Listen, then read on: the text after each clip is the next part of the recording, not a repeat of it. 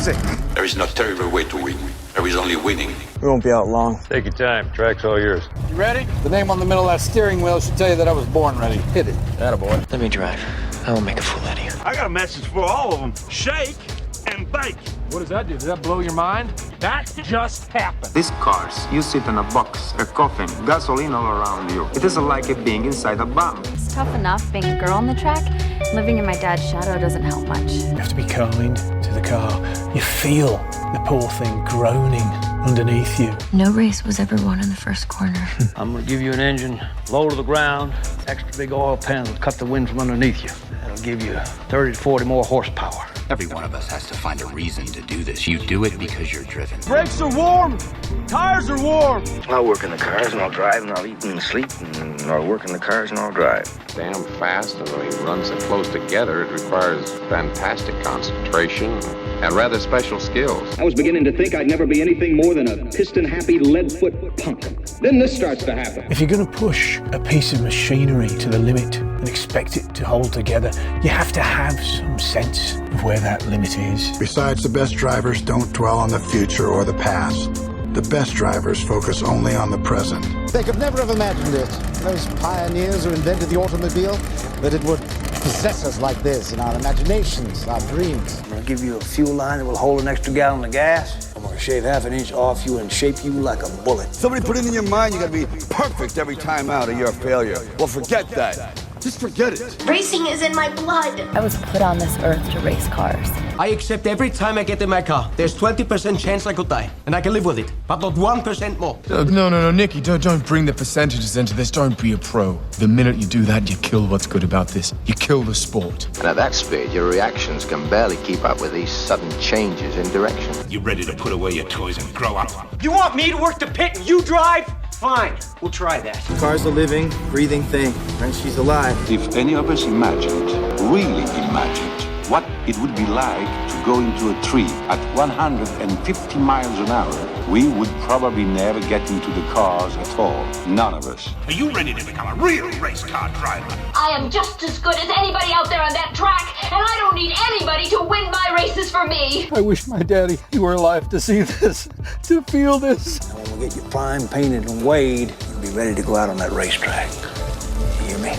You're gonna be perfect. You don't understand what happens, do you? They make 10,000 cars, they make them exactly the same way, and one or two of them turn out to be something special. Nobody knows why. When I won it was probably the last time I ever felt pure victory. So it has always seemed to me that to do something very dangerous requires a certain absence of imagination. Because I'm quicker than all of you. Soon you will know what it is like to be defeated by the hands of somebody who is truly better than you. The only thing to do here is to drive just as fast as you know how and hope your car doesn't break. And if you no longer go for a gap that exists, you're no longer a racing driver. If you ain't first, you're last. There's 40 other vultures out there who managed to finish the race on their tires. You see Darrell Waltrip using up his tires? There's nothing I can't do with a race car. Oh, hell, isn't that what we're in this for? To stare death in the face and to cheat it? Come on, there's nobility in that. It's like being knights. Sometimes you could swear the whole thing's falling to bits. No pressure, nobody breathing down my back, just driving because I left it pure. On the other hand, I suppose potential problems are in the back of your mind all the time. So in many ways, I feel responsible for what happened. And You were, but trust me, watching you win those races while I was fighting for my life, you were equally responsible for getting me back in the car. You're so lucky. You sit there all closed in by machinery and bolts, precise things. There's hardly any room for you. It must be a nice, safe feeling. You gotta learn to trust something. Might just as well be the seat of your pants. A lot of people go through life doing things badly. Racing is important to men who do it well. When you're racing, it's life. Anything that happens before or after, it's just waiting. Well, we can drive. We can drive beyond the limits of the tires, the engine, the car, anything else. look out there is the perfect lap. No mistakes, every gear change, every corner, perfect. You see it. I just hope when you do, that I'm there to see it. Ask any racer, any real racer. It don't matter if you win by an inch or a mile. Winning's winning. But it isn't just business, is it? What we do. It's passion, love, which is why we are prepared to risk our lives for it. Racing. That's the name of the game, isn't it? Win or lose, put up or shut up. Why does everybody keep telling me what my problem is? That you get so emotional. You would never, ever say that to a guy. If you don't leave your feelings off the track, you're never going to get what you want. I'm a race driver, and I can win it on my own! Please let me race. Fine. Then let's race.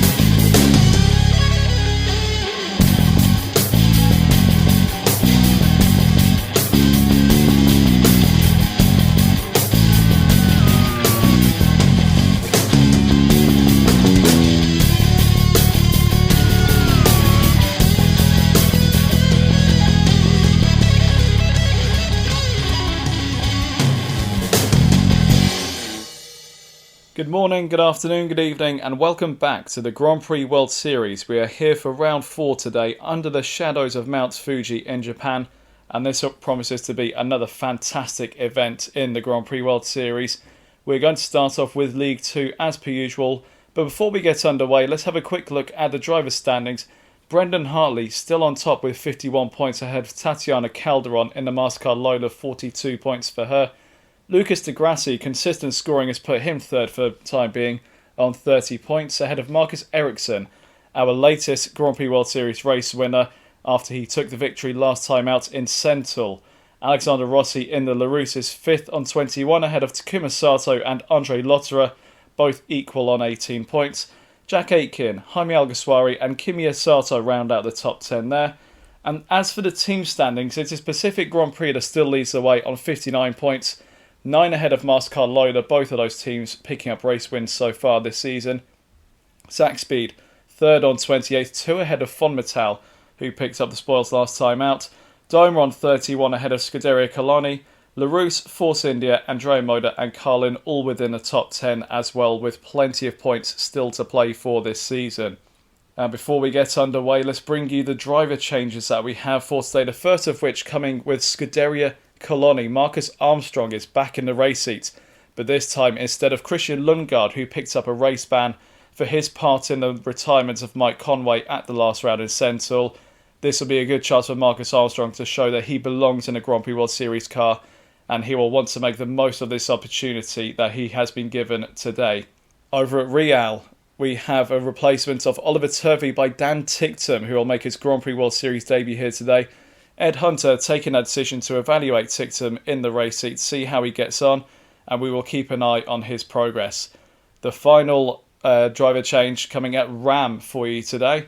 Gary Paffett will make his debut in place of Sebastian Loeb, who picked up a race ban last time out in Sentul. And looking at this one, I kind of feel like Paffett might be quite a good shout in place of Loeb here. Paffett having a lot of experience within a Grand Prix car. And I can tell you, no one would have expected this despite the upgrades. He has only gone and put it on pole position. Gary Paffett in the Ram, first time out. 33 thousandths of a second ahead of Kimiya Sato, one of the home heroes today. And Alan McNish putting it third on the grid to have both Rams within the top 3. Ross McGregor will be absolutely ecstatic with that one.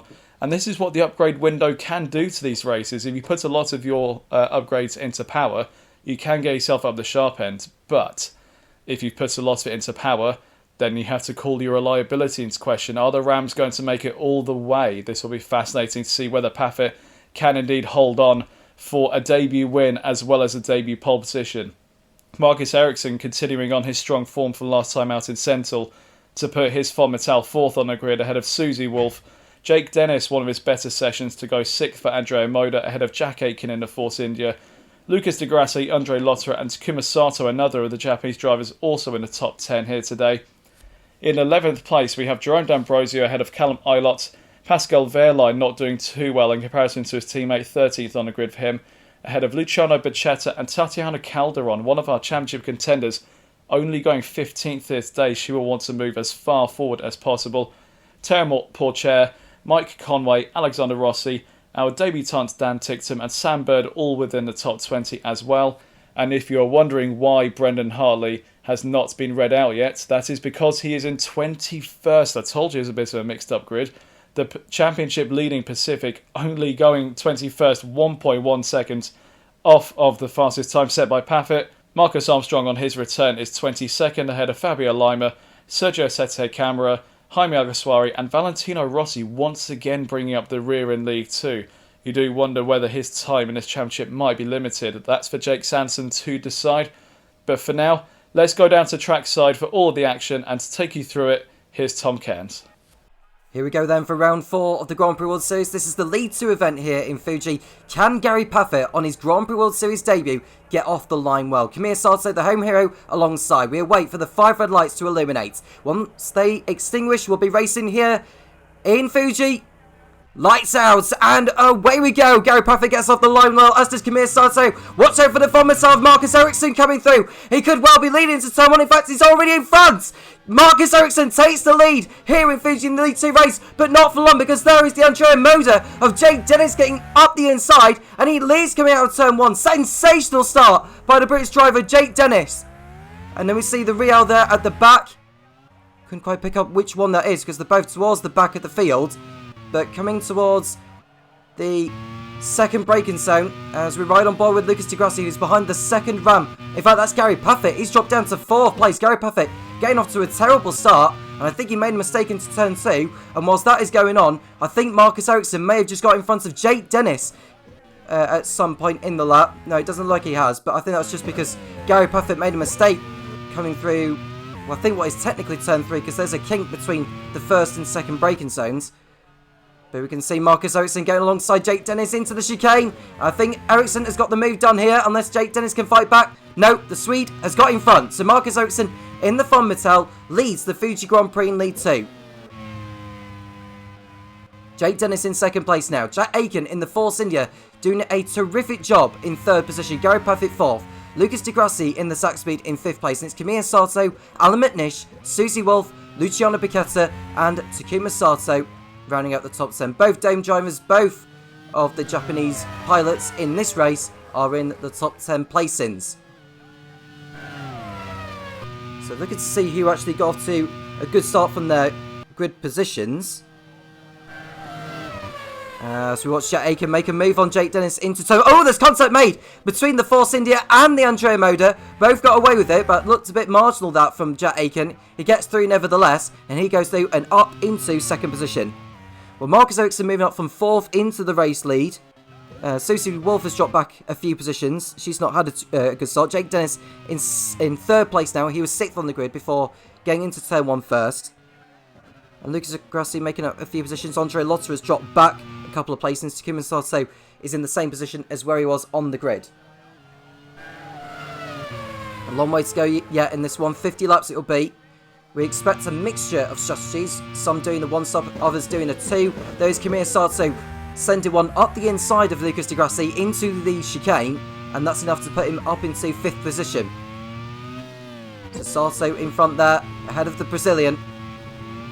And Alan McNish in 7th position, with Ram taking their first pole in the Grand Prix World Series. That's enough to give them their first championship point, which means all 26 teams have scored in the Grand Prix World Series so far, although I'm sure a lot of them will want to be scoring more than what they already have. The top 3 teams at the end of the season will be promoted to League 1, and the bottom 3 teams in League 1 will go down to League 2. Marcus Ericsson with the fast lap of the race, albeit briefly, because Kamir Sato has got that back. Riding on board with Jack Aiken as he's got Jake Dennis right behind. Kamir Sato locking up into turn 1 but getting away with it. So far, so good for Von Mattel, hoping for 2 wins in a row in the Grand Prix World Series. And there we can see the dome further back. That looks like... Is that Kamir Sato? No, that can't be Kamir Sato. That has to be Takuma Sato. Unless I'm mistaken with the driver. No, it is Kamir Sato. That was actually a replay of what we were watching back, because he made a lock-up into turn 1. So going through the sweeping right-hander of 100 art. And now into the hairpin they go, turn 6, and there's a kink of 7 before a right-hander 8, and that's Brendan Hartley off the track. What's happened there to the Kiwi? We'll have a look on the replay. Did he get tapped from behind?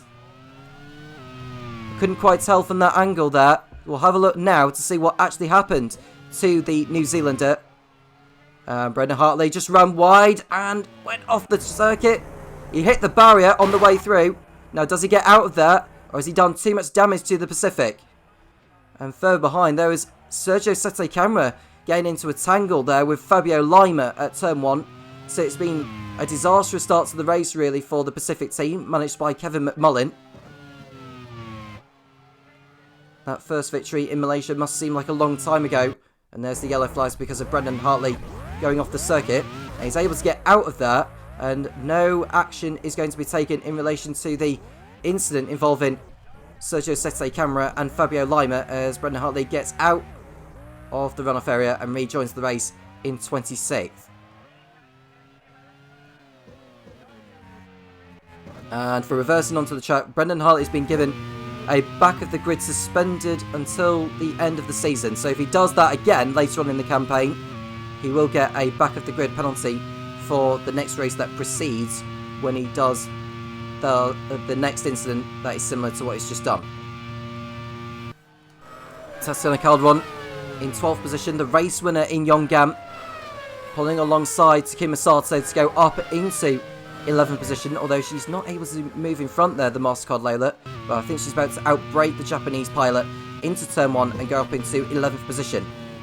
Andre Lotter with the fast up of the race now in the Andrea Moda. He's currently running in 9th position in front of Luciano Piquetta. There he is in your picture, Lotterer, hoping to build on the success from last time out in Zental. We finished on the podium, which will have give team manager Lucy Ballwood some morale boost.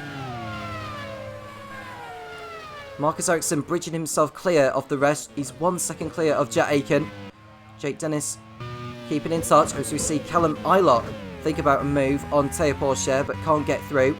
Behind him, what looks like is that the two LaRousse cars, nose to tail? If so, they will be Alexander Rossi and Callum Eilert.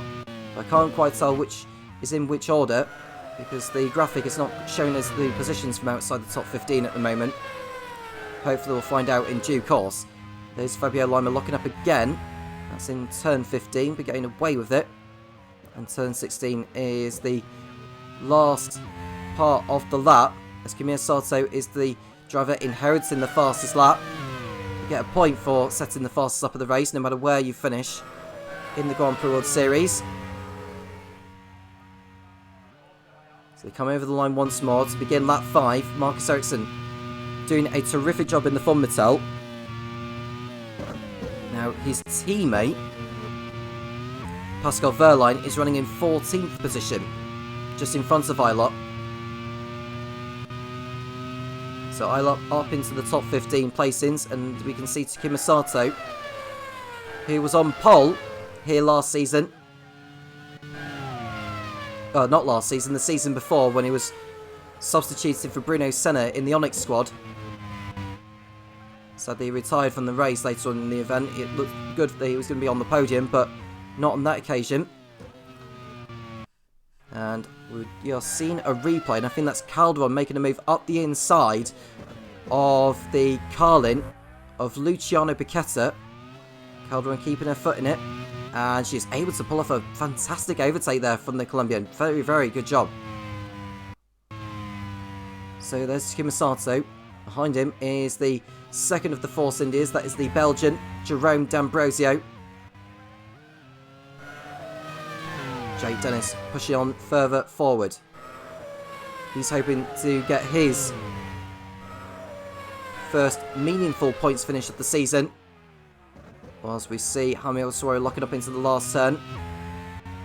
Now Coloni, who are without Christian Lundgaard after his shenanigans with Mike Conway in the last race, that put him on, that he's now serving a race ban, and in his place is the man who raced alongside him in Malaysia at the beginning of the season, Marcus Armstrong. Armstrong running further up in 21st position, Alguersuari 23rd. It's been quite a chain of fortune compared to the last race for Coloni, not in terms of the race finish, but where they actually qualified. We did have the upgrade window after the last round in Sensal, which has shaked things up a bit in the pecking order, which is how we like it in the Grand Prix World Series, keeping it open for everyone. And now we are seeing a battle between Jake Dennis and Kamir Sato going into the Dunlop chicane. And there's Sato making a move as we watch Jake Dennis make a lock-up and getting away with it. Now this is round 4 of the championship.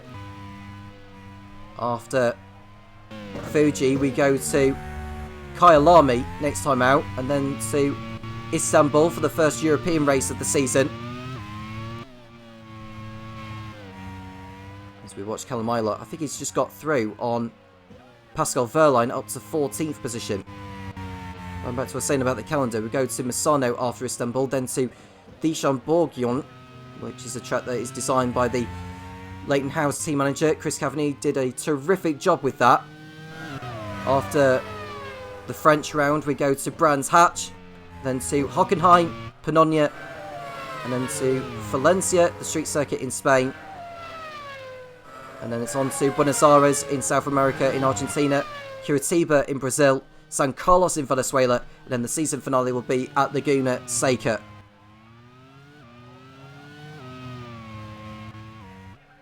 As you can see, one of the Carlins of Théo Pourchaire running in 15th position. So it's not the Carlin, sorry, it's the Dams Vaillant. They almost look similar to the Carlin and the Dams Vaillant. Théo Pourchaire racing for Jake Sanderson's Dams Vaillant team. They've not had too much to celebrate so far this season, the Dams Vaillant squad. Pourchaire's teammate being Valentino Rossi. So as far as League 2 is concerned, Dams Vaillant sitting in 11th place in the team standings with 2 points, which Pourchaire had managed to achieve. And now we can see Kamir Sato thinking about a move on Jake Dennis this time. The Japanese fans are standing up to see their home hero make a move. And they stand up in delight to see Kamir Sato go up into the podium places. The next man ahead of him is Jack Aiken. So, Ericsson continuing to lead, 1.8 seconds is the out as D'Ambrosio loses a position to Takuma Sato into turn 1. Well, he actually outbraked himself, I think, did D'Ambrosio, and that allowed the dome to go back through again. He gathered it all together and keeps going. And we ride on board with Jack Aiken in the Force India. Ed Spencer will be very happy to see where he is at the moment. Now, Force India going into this race, 8th in the standings, but very close behind LaRousse, Coloni. And of course behind them, just 1 point behind them, is Andrea Moda, of which they've got Jake Dennis up there in 4th position and Lotterer in 9th. So it's pretty nip and tuck between those in the sort of mid-table section of the team standings, as Dan Tickton, in his maiden Grand Prix World Series race, gets up the inside of Valentino Rossi, and that puts him up into 20th position.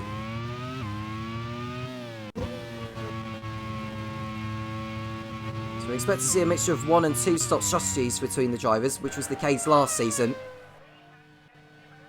And I think given how long the pit lane is in terms of the amount of time you lose,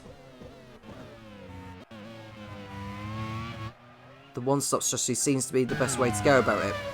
Now Jermaine D'Ambrosio pulling out from the slipstream of Takuma Sato. And is this going to be a change in position into turn 1? I think it is, but it's bad news for Théo Pourchaire as he pulls off out of the race. He's the first one to go. So it's not the start to the race for Jake Sanderson that he would have wanted. So it looks like a front suspension failure for the Frenchman. Pourchaire has retired, and it's all down to Valentino Rossi to see if he can salvage anything for the French team. There is Ericsson. Continuing on, managing the gap as we see Callum Ilott make a move on Takuma Sato, but can't quite make it stick. He stays behind the Japanese driver.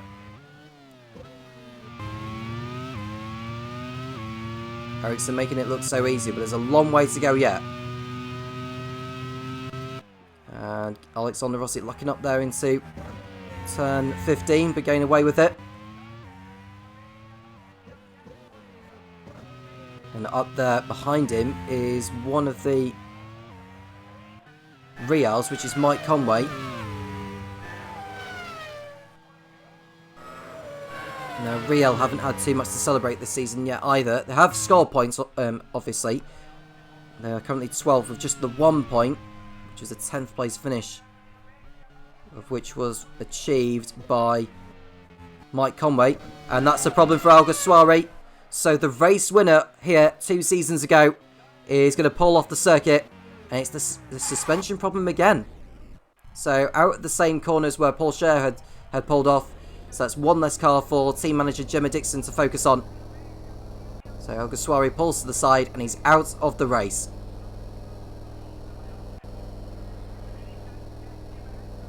Christian Lundgaard, sorry, not Christian Lundgaard. Marcus Armstrong's not running up that highly at the moment. So it doesn't look like Cologne are going to be coming away with it here with any points, by the looks of it. Here is Jack Aiken, continuing to stay in touch with Marcus Ericsson, the race leader. We've had 3 different drivers from 3 different teams take the checker flag in first place in League 2 so far this season. And there's a problem for the Ram. That is Gary Paffett in trouble. That's a terrible shame for the Brit. He did a terrific job in qualifying. But it's the end of the road for him. And he just needs to be careful he doesn't become an obstacle for the drivers behind. He needs to pull that off as soon as he can here. He's holding up Susie Wolf and Andre Lotterer. Both get through, no problem. But at least he can leave with a championship point to his name for getting the pole position. Now the team manager of the Ram Racing team, which is Ross McGregor. As we can see, Paffett pull off.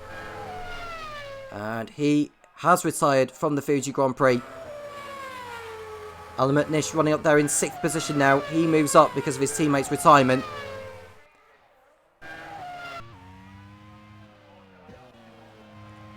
There's Kamir Sato running in 3rd position.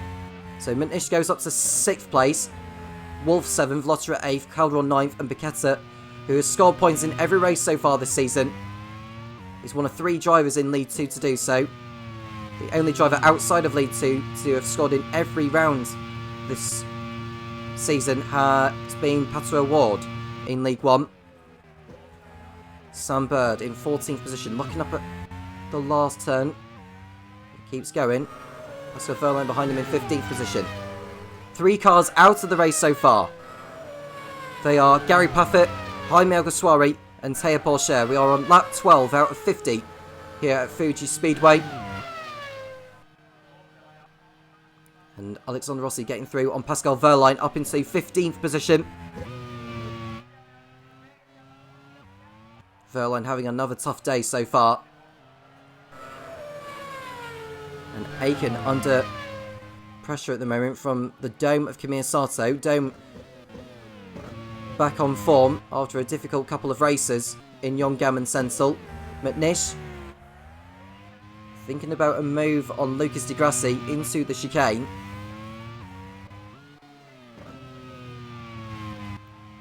And now we see Jack Aiken. His focus will be to just keep hold of 2nd place for now. Dan Titson, we ride on board, sitting behind Mike Conway. And Dan Titson, who's substituting for Oliver Turvey, has been dropped for the time being. He's not under a suspension, but it was dropped for this round to give Dan Titson a go.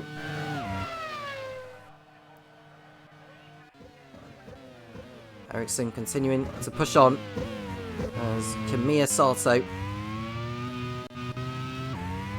is running in 3rd place. Jake Dennis a couple of seconds back in 4th. It's Lucas Di Grassi. Almond Nish, as you see, Jerome D'Ambrosio getting the job done on Luciano Piquetta into turn 1 further back. So he's gone up into the points. Both Force India cars are in the points now.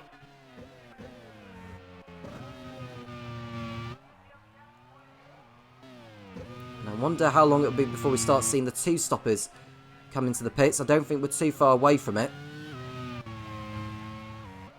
Now, those at the head of the field may decide to do the 2-stop, but we'll find out in due course, certainly within the next few laps. They're on lap 13.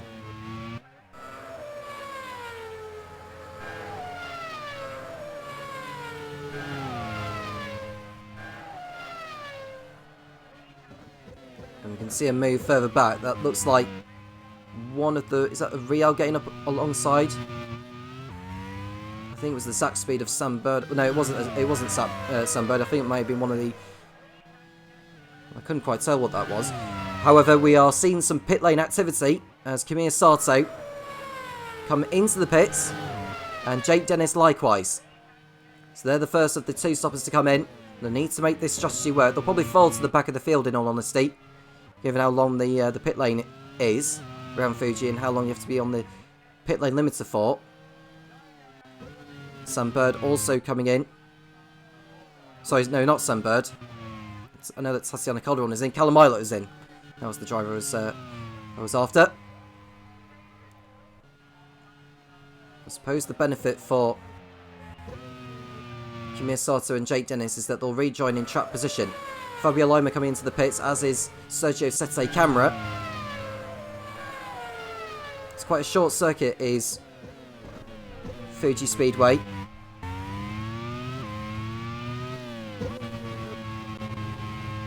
.5 kilometres if you were to include the chicane.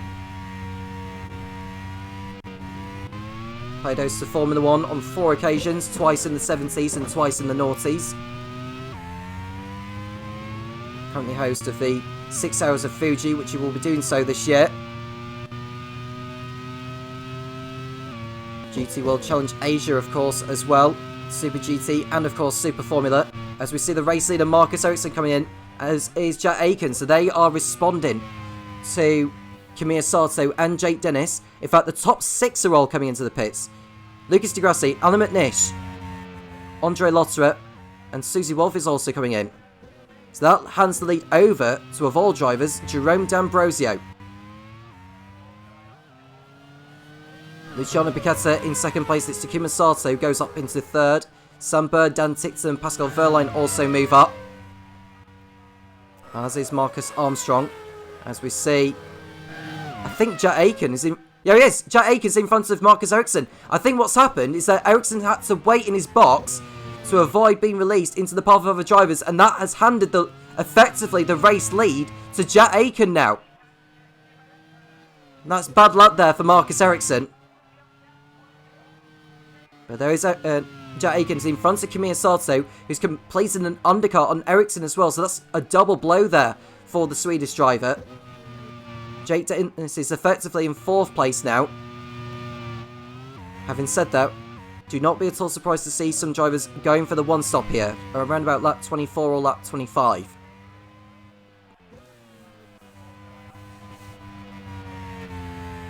D'Ambrosio is 2.4 seconds clear of Luciano Piquetta and has got some clear track ahead of him. No back markers to worry about, just focus on the driving for now. Are we seeing any pit lane activity at the end of this lap? And the answer to that question is yes, because Jerome D'Ambrosio is coming into the pits, which hands the lead to Luciano Piquetta. So for the first time in his Grand Prix World Series career, Luciano Piquetta leads a race. Sunbird also coming in, as is Dan Tickton. So the top 4 at the moment are Piquetta, Takuma Sato, Verline, and Armstrong. Jack Aiken, the net race leader, is in 5th position. But they will have another stop to make. There's no way they'll get to the end of the race on the fuel load that they are on.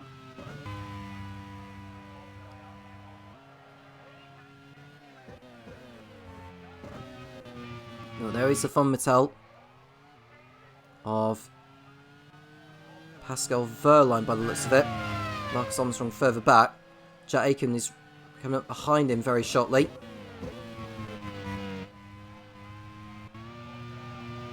And there's Kimi Sato as well, closing on Jack Aiken. This is important for Jack Aiken to get through on the Colonia ahead. He will not want Kimi Sato to get into the slipstream and get through. There's Takuma Sato running in second place. Biketa up ahead. And Biketa, does he come into the pits? No, he doesn't. Neither does Takuma Sato. Probably expect Verline to do the same as well. And now we can see Jack Aiken make a move on Marcus Armstrong. It's crucial he gets in front here. But it's also important he does not allow him back through once he's ahead before the corner. And I think that's what is about to happen. Nope. Aiken's got the move done. We can see nearly contact made between Armstrong and Kamiya Sato. Both get away with it. That so nearly could have ended in tears there for the home hero. Now we can see Pascal Verline in third position on track.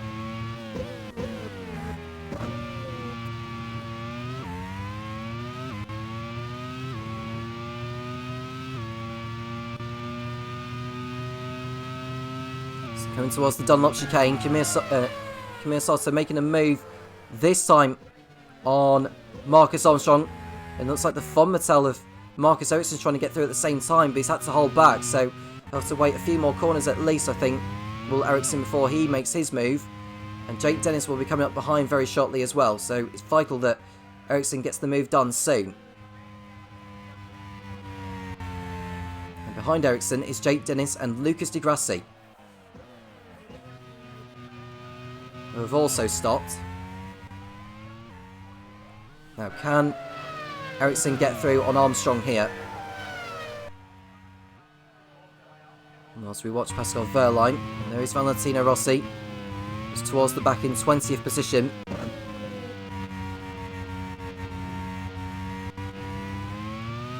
Can't tell if he's got anyone right behind him trying to make a move, because we did see some drivers come into the pits. 23 cars left in the race at the moment. Gary Paffett, Jaime Alguersuari and Teo Porcher all retiring with mechanical gremlins. And now it looks like Jack Aiken's right on the tail of Pascal Verline now. This is important, because Aiken knows that Verline is doing the one-stopper.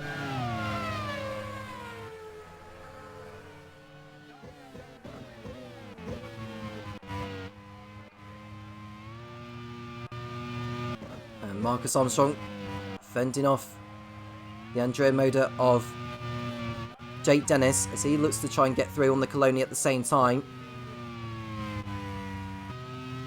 Takuma Sato continuing on in second place. When will he decide to pit? Well, if he's committed himself to the one-stop strategy, he needs to stay out there. And he's in good track position at the moment, is Sato.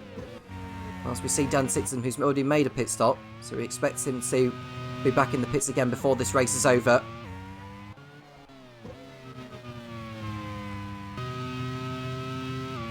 As we see Jake Dennis make a move on Marcus Armstrong. Can Lucas Di Grassi get into the slipstream and get through as well? Didn't see whether Di Grassi make a move on Armstrong at the moment. He probably didn't do into turn 1. So he'll have to wait back a little bit. And McNish will be closing in as well, as will Susie Wolf. Andre Lotterer isn't too far back either. Not many one-stoppers in this race, but they are still worthy of being looked out or kept an eye on, I should say, if I can get my words out. Jack Aiken continuing on. He's got clean air at the moment, but he's got Pascal Verline behind him, who's got Kamiya Sato all over the back. So this is playing into the hands of the young Brit, who's impressed Ed Spencer since he was drafted in around about midway of last season. Hasn't won in the Grand Prix World Series yet, but could today be the day where the team makes history? They've yet to win in the Grand Prix World Series. Could the drought finally end for Ed Spencer? And there we can see Lucas Di Grassi and Ellen McNish close up behind Marcus Armstrong, and I think he's going to be a sitting duck on the pit straight here. So Di Grassi gets through. Can the Ram of Alan McNish get through at the same time? The answer is no on this occasion. Alan McNish may try and go for the move at the Dunlop chicane if he's close enough. If In fact, he's going up the inside. That's an ambitious move to do it there. And that's cost Mitnish big time because he's dropped back horribly from the Colony. That was a daft attempt of an overtake, really, to do it there. And now he's dropped back into the clutches of Susie Wolf and co.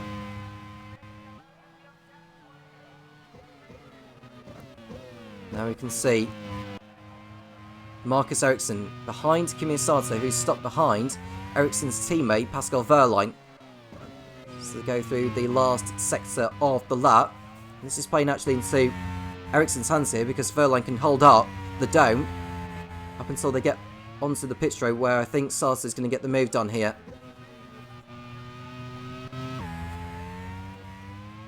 So onto the pit straight now they come. So coming onto the pit straight now. It looks like Kimi Sato is ahead. He needs to be careful not to allow Wehrlein too much slipstream to get back through here. I think Wehrlein's going to get back through. He has done. So Kimi Sato wasn't smart enough on that pit straight to maybe wait until turn 1. And now this has given Ericsson an opportunity to close back in.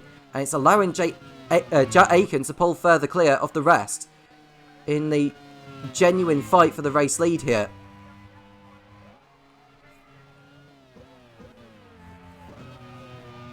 And Takuma Sato is now in front of Luciano Piquetta because I think Piquetta may be carrying an issue here. Once we go into Piquetta, because he was 1.6 seconds clear of Sato, and he's dropped back quite considerably. Unless he's made a mistake somewhere that I don't know of. Hopefully we'll get an update on that. And there's Sato. I think there's an engine problem for Piquetta. So for the first time in his career, Piquetta is going to fail to finish here. And he's holding up Jack Aiken as he pulls off. So Piquetta's 100% point scoring record comes to an end. He is out of the race in the Carlin. What a shame, because he was running very, very well again. And his teammate Fabio Lima is towards the back. He isn't making that much of an impression, in all honesty. It doesn't look like the Carlin squad are going to be celebrating anything from today. So Takuma Sato in the race lead, as we see Marcus Armstrong being overtaken by Andre Lotterer. McNish is already through ahead. Armstrong down to 10th place now. The next driver behind is Tatiana Calderon. And there's Jack Aiken, who lost time being stuck behind Piquetta whilst he was trying to get round him.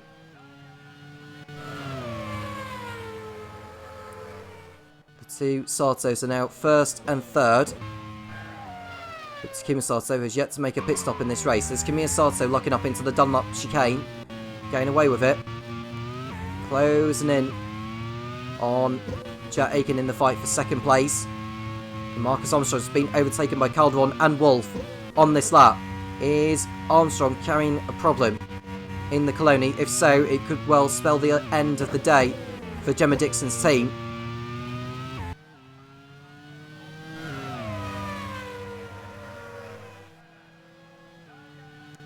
Towards the end of the lap, there's Jack Aiken in P2.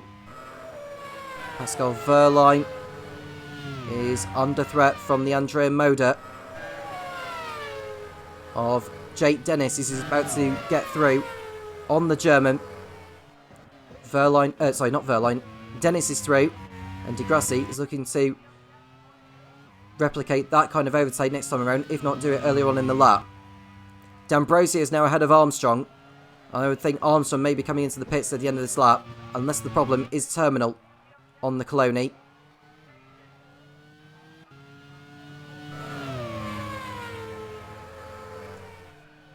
And I think Armstrong's just been struggling on the last lap or so. Calderon, Wolf and D'Ambrosio got through on him on the last lap. So it shouldn't be too long before Armstrong comes into the pits for his only stop.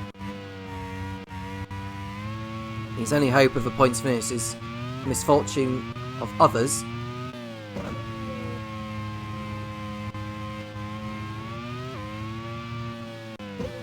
There is the von Mattel again. That will be Marcus Ericsson, I believe. As Takuma Sato is coming around to complete his 23rd lap. The Japanese fans will be very pleased to see this Dome have yet to win a race so far in their debut campaign, as Lucas Di Grassi looks to make a move on Pascal Wehrlein, who's yet to stop in this race, remember. And is he ahead before turn 1? He's got his nose in front, but the Fonmetal is fighting back. And is the Fonmetal going back through? Yes, he is. So Lucas Di Grassi wasn't able to complete the move very well there, unfortunately. And Dan Tixon's making a move also on his compatriot Sam Bird into turn 1, and that move was successful. So that's an overtake done there for the Real driver, who's been competing in Formula E the last couple of seasons. Race winner in Formula 2 as well, Dan Tixon. And Lucas Di Grassi thinking about a move up the inside, but slots back in behind the Fonmetal once again. And Pascal Wehrlein will be happy to hold these drivers up, because the more he holds the field up, the better it is for his race in order to scrape a points finish out of it. And there's Sam Bird running in 16th position in between the two Reals. Takuma Sato's lead is now down to 2 seconds, as Jack Aiken is looming in behind now.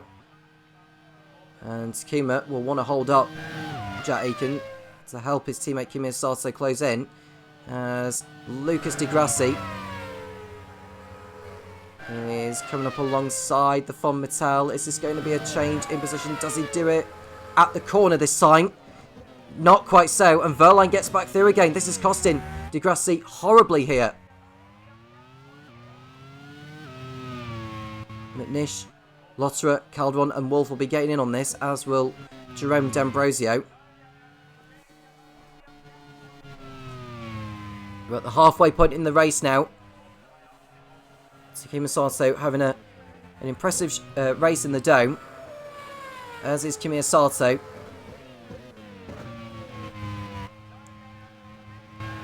And there's Di Grassi.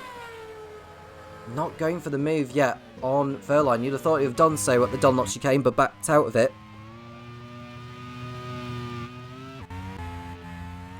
And now we see the top two in your picture.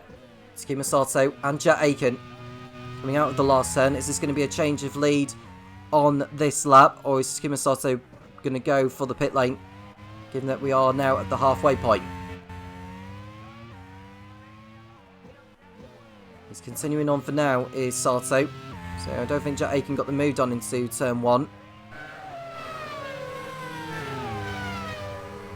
So on the pit straight they go. We've got quite a queue of cars actually behind Wehrlein, because D'Ambrosio is at the back of all that.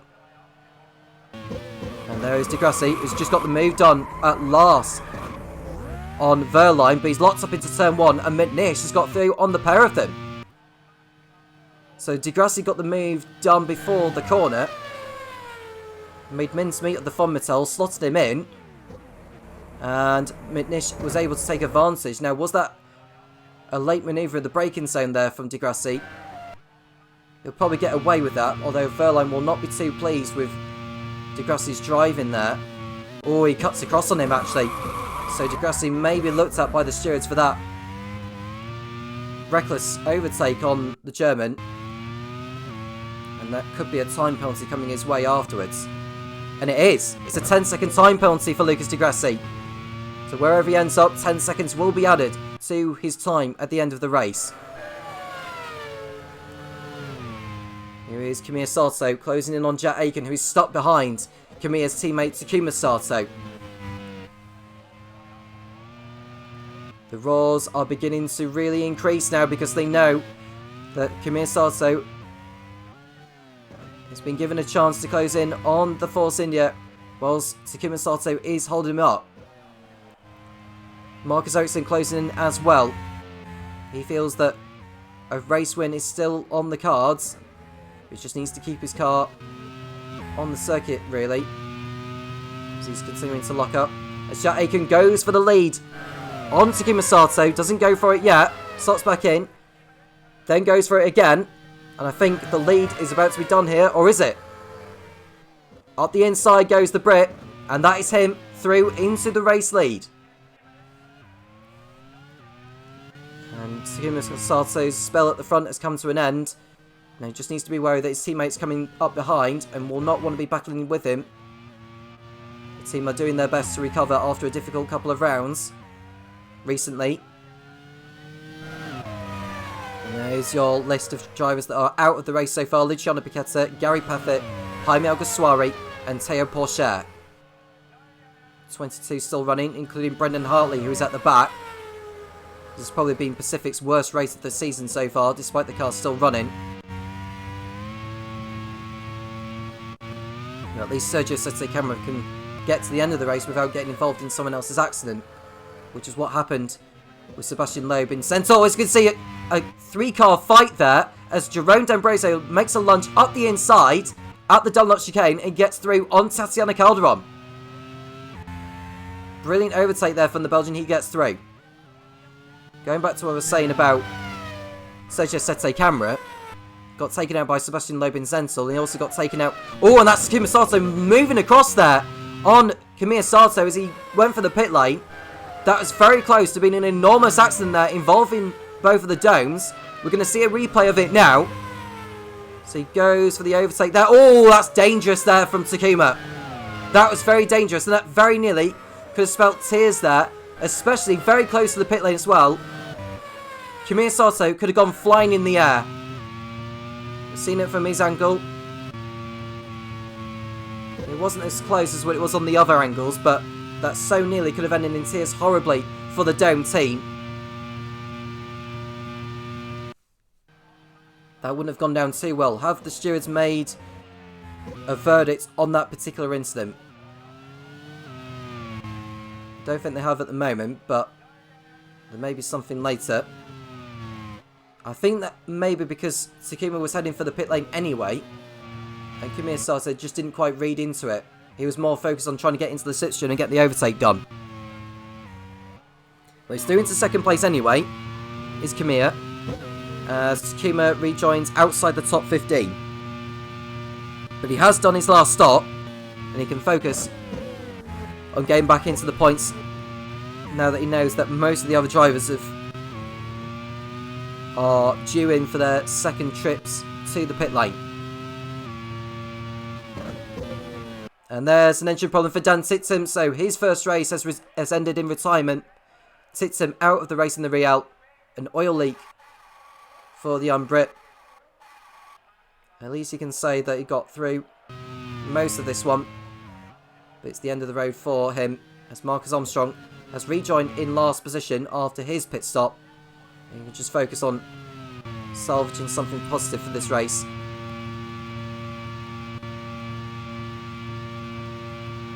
And there is Marcus Ericsson in that blue, white and yellow liveried helmet, or design helmet. And there's the MasterCard Lola of Susie Wolf getting through on Pascal Wehrlein. Wehrlein has yet to stop in this race. And Wolf looks like she's got through ahead of him there. And she's through no problem.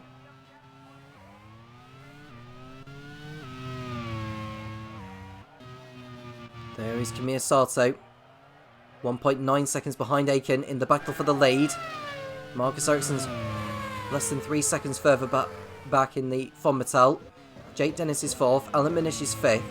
It's Lucas Di Grassi, Andre Lotterer, Susie Wolf, Pascal Wehrlein and Jerome D'Ambrosio in the top 10. 8 different cars are in the top 8 positions. No, sorry, that's incorrect.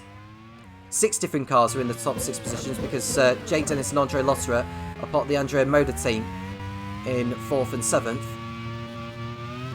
It's a close battle up front, and there could be more to come in the remainder of this race here in Fuji.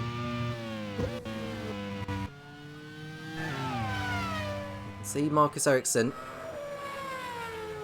and the gap between Aiken and Kamiya Sato is now 1.7 seconds. The gap is gradually coming down. And now we can see Jerome D'Ambrosio going for the move. I think that's because Wehrlein had come into the pit lane. Now we'll have a look at that because Wehrlein moved across on the Force India, but that's because he needed to go into the pits anyway. And D'Ambrosio just didn't quite rein into it, so I don't think any action will be taken on that.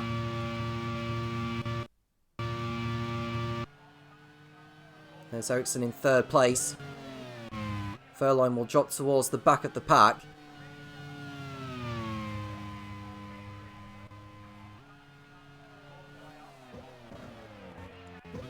Alan Manish in 5th place, looking on course to get Ram's first points finish of the season. They already got the point for pole position thanks to Gary Paffett. Alan Manish really could do with getting some more points for the team. He hasn't scored yet this season. And he ended his drought here today.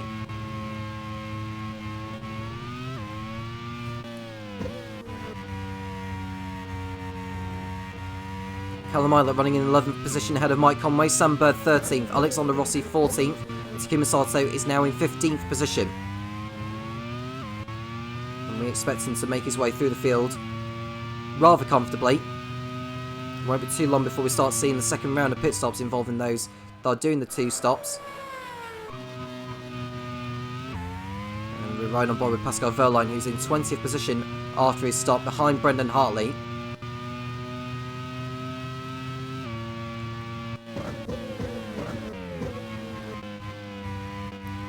So 5 drivers out of the race so far. Dan Tixon, the latest casualty from this one.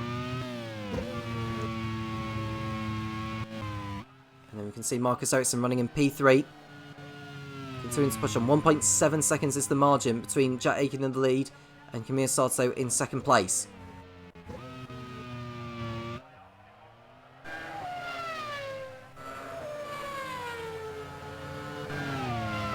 Lucas Di Grassi in 6th position in the Sax Speed, his teammate Sam Bird in 13th position. Well, Von Mattel looking good to get another podium out of this, but they had hoped for more after Ericsson spun inside. As we see Valentino Rossi lock up, just keeping the car on the island there. So he's able to keep his Dunsfire on the circuit. His teammate Teo Porcher is already out of the race through suspension failure. As it stands in lead 2, with Von Mattel collecting potentially 15 points, they'll go on to 51. Sax Speed, who have got Lucas Di Grassi running up there in 6th position, they will get 8 points for that, which will move on to 46. So Von Mattel will move in front of them. And Mastercard Lola, who have got 2 cars in 8th and 10th, they'll give them 5 points. They'll go on to 55. And Pacific, who are not looking like they're going to be scoring anything today, they could well be staying in the lead despite not scoring, unless Down can get a big haul of points today. Takuma Sato gets through on Alexander Rossi for 14th position, or does he? Because the LaRousse is trying to fight back here, and he may be able to get back through on the Japanese home hero, and he does. So Sato will need to think about where else he can get the overtake done. Another mention is Force India, because they've got Jack Aiken in the lead and Jerome D'Ambrosio in 9th position. That'll give them 27 points. They'll move in front of LaRousse, they'll move in front of Coloni, and they will move in front of Sax Speed as it stands. So at the moment, it looks like Pacific are still going to be in the lead of the team's championship. Andrea and Moda are on course to get 18 points for where they are going to be finishing. As Jack Aiken comes in for his final stop of the race, Kamir Sato goes back into the lead for a lap at least. So we'll come away from the championship permutations at the moment, because we are seeing pit stops being done now and positions changing left, right and centre. Alan Manish also coming in, as is Andre Lotterer. We should be seeing a few more coming in as well, unless it's just those 3 on this lap. There's Jake Dennis continuing on in 3rd place. It looks like Jack Aiken is going to rejoin behind Takuma Sato now. And Takuma Sato is only just pitted for his last stop. He's going to have his hands full with Jack Aiken in a moment. So I think if Jack Aiken's going to win this race, he's got to pass Takuma Sato on circuit. And it hasn't been too long before Sato had pitted.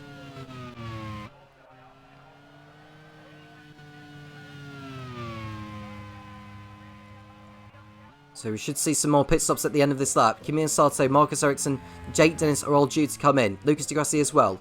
Susie Wolf, Jerome D'Ambrosio, Tatiana Calderon, Callum Ilott, Mike Conway I think as well. Sam Bird likewise. So once the two stoppers start to come in, Takuma Sato will be in the lead of this race. But for how long? Well, Marcus Ericsson is in now. He's got to hope he doesn't get held up in the pits.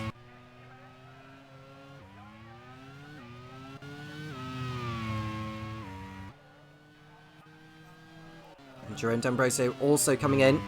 Tatiana Calderon likewise. And those Alexander Rossi about to be overtaken by Takuma Sato as they go down the pit straight together again. And I don't think Rossi's going to get back through this time. So Takuma Sato is through at last. But he's lost time being stuck behind the LaRousse. The next man ahead of him is Sam Bird. He's another couple of seconds up the road. Brendan Hartley also coming in from 17th position. And there's Kimi Sato continuing on. He's due in for his last stop.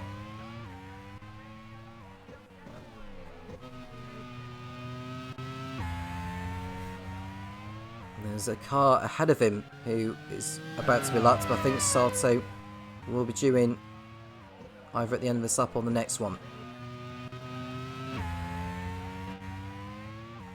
Lucas Di Grassi running in P3.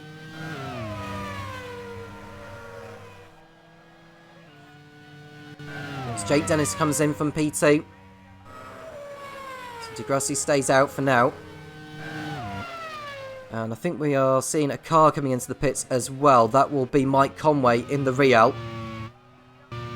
Or was that Callum Ilott? I think that might have been Ilott coming in. No, Conway is in as well. So Takuma Sato goes up into 5th place on track. Alexander Rossi in 6th place still at the moment, ahead of Jack Aiken. Who hasn't been able to get through ahead of him, but now he is so he can go after Takuma Sato.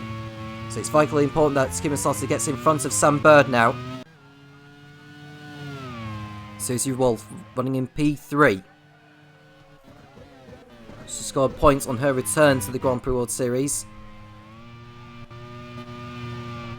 with an 8th place finish in Zental. She's never finished on the podium before though, as Susie. And Mastercard Lola have had a really positive start to the season.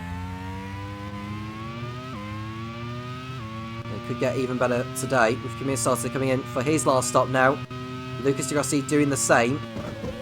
And I think Susie Wolf is doing also, which could see Sam Bird take the lead of the race unless he's ducking into the pits at the same time. And now we can see Jack Aiken right on the tail of the dome as they come onto the pit straight. Sam Bird stays out, and Jack Aiken looks as though he may well be taking the position away from Takuma Sato, effectively the race lead. He's waiting until the last moment as the dome of Kimi Sato comes out, and he's actually in front of both of them. Kimi Sato has got the job done on both his teammate and Jack Aiken. Kimi Sato takes the lead then of the Fuji Grand Prix in Lead 2. And now he's got to get past Sam Bird, and then that's him done. Bird, I think, will be in the pits in due course, unless he may be one of the one-stoppers from memory. Now, is he going to get the move done into the Dunlop chicane? The answer is no. So he sits back. Marcus Ericsson is getting involved in this now. He's not too far behind this bunch, so he could well have a four-way fight for the lead once all the stops are completed.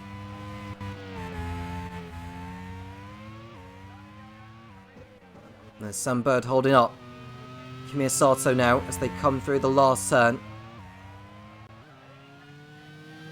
He's coming through there. Does Sam Bird know he's there?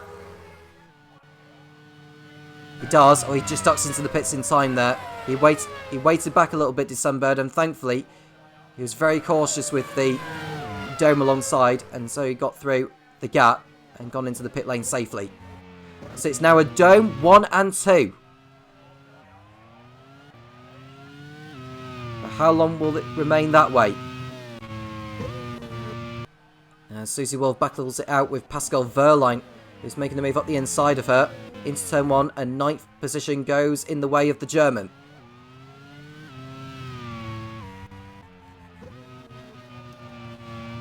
And there's Jack Aiken running in P3. Can he get past Takuma?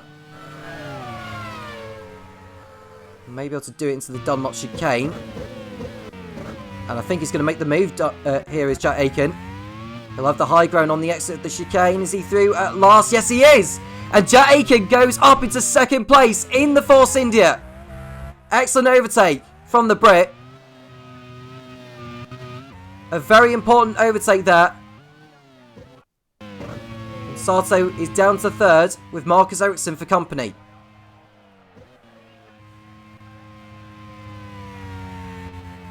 I don't think it'll be too long before Alan McNish gets in on the act as well. You can see further back in the ramp. So Kimiya Sato completing his 37th lap.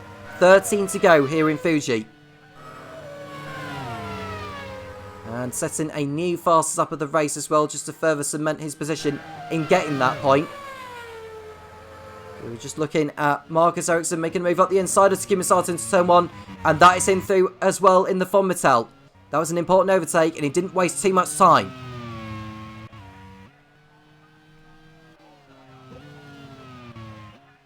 And Wehrlein has just been overtaken by Susie Wolf again, with Lucas Di Grassi and Calderon fancying their chances of getting through ahead of him at the same time also.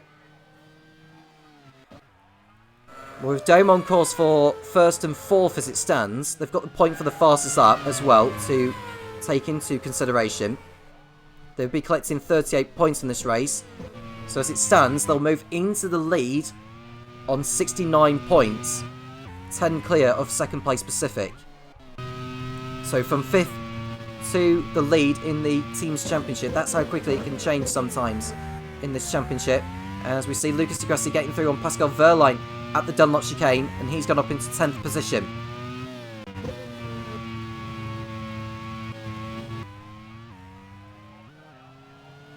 And there is Ericsson closing in on Aiken in the battle for P2.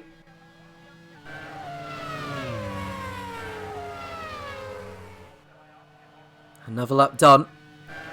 4.5 seconds is the gap between Kimiya Sato in the lead and Jack Aiken in 2nd. Then it's Marcus Ericsson, Takuma Sato, Alan McNish.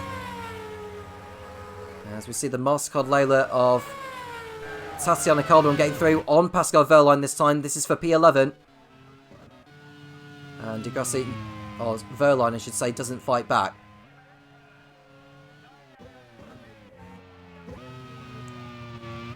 Well, the battle for 2nd place is hot enough, as is the battle for 4th, because McNish is closing in slowly but surely on Takuma Sato in the dome. As we watch Brendan Hartley make a move on Valentino Rossi by the looks of it.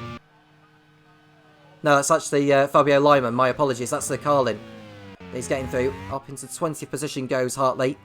Next driver ahead of him is his teammate Sergio Sette Camara.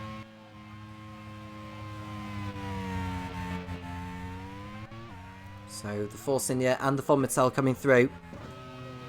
The last corner. And Ericsson won't be close enough to have a go, but I'd say one driver who will be close enough to have a go, and that's Alan McNish, who will be right into the slipstream of Takuma Sato as Susie Wolf locks up into the last corner. I want to see if McNish is close enough to Takuma, and I think he is. And that's something we want to be seeing. The race broadcaster is not showing us it. And McNish is through on Takuma. So Alan McNish is through ahead of Takuma Sato, up into 4th position now. That's another couple of points gone there for the Dome team. Next driver behind Takuma is Jake Dennis in the Andrea Moda. And we see an overtake into turn 1 from Callum Eilert on Pascal Wehrlein. Wehrlein losing another place I think he'll want this race to be over sooner rather than later, to be honest with you. He's not had the best of days as Pascal.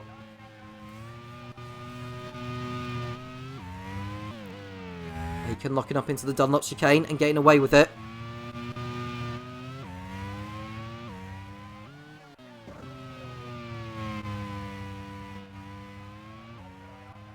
Jerome D'Ambrosio is in 8th position, so 2 is looking good for a good haul of points at the moment. Susie Wolf in 9th place, Lucas Di Grassi in 10th, Tatiana Calderon just outside the points in 11th. And then we can see Sato continuing on up ahead with 10 laps to go. His lead is now 6.4 seconds over Aiken. Could well be more than that once Aiken crosses over the line, 6.6. And we see Jake Dennis pulling off an overtake on the dome of Takuma Sato. And he's through and up to 5th place. Andre Lutterer is the next driver behind Takuma. Takuma is really, really struggling at the moment. Was in the lead earlier on. It looks like his one-shot strategy hasn't quite paid off this time. And there's Di Grassi. Running a little too deep there into turn 3. But no harm done.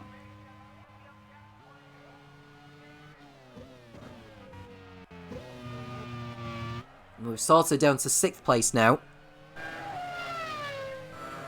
Dome will be collecting 34 points, which will put them onto 65 as it stands.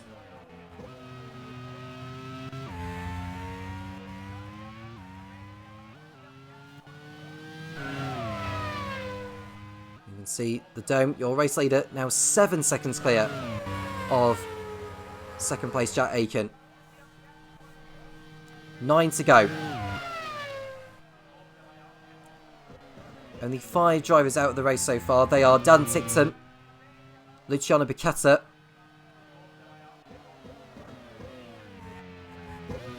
also lost Teo Porcher, Jaime Alguersuari, and Gary Paffett, who was on pole at the beginning of today. Didn't get off to the best of starts, and then engine problems had sidelined him. It's a shame because he was going very well and looked like he was going to get a car in the points along with Alan McNish, who's on course to get a brilliant 4th place finish out of this. Much needed boost for the Ram team. And if they collect 12 points in this race, they'll move up ahead of Riel, ahead of Dams Vion, ahead of Carlin. So they'll move up a few positions into 10th place, unless anything changes.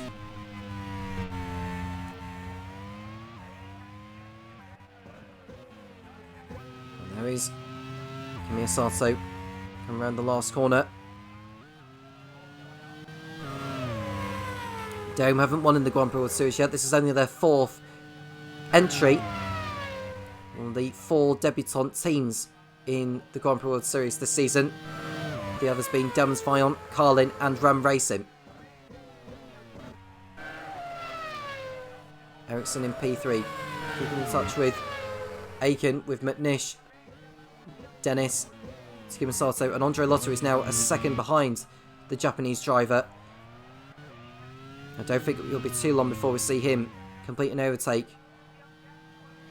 And if so, that'll be another couple of points down the drain for Takuma and for Dome.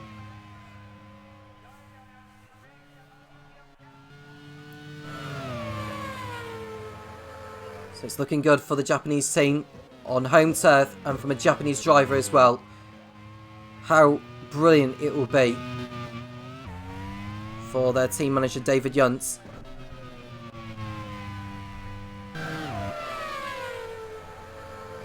As Brendan Hartley gets through on his teammate into turn 1. And he goes up a position. Not that it means anything, but if both cars can get to the end of the race, that'll be prize money for Kevin McMullen to use for when the next upgrade window opens, which will be after round 6, which is in Istanbul.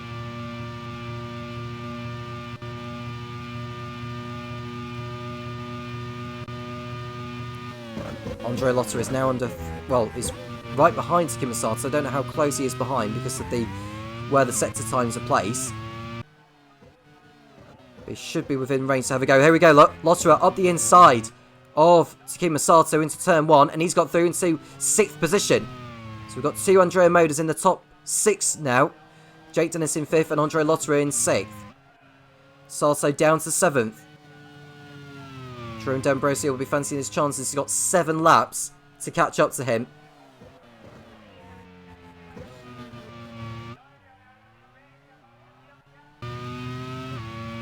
There is Aiken in P2. You probably know that the victory is long gone now, with Kamir Sato shooting further and further up the road. 2nd place will most certainly do for him and for Ed Spencer.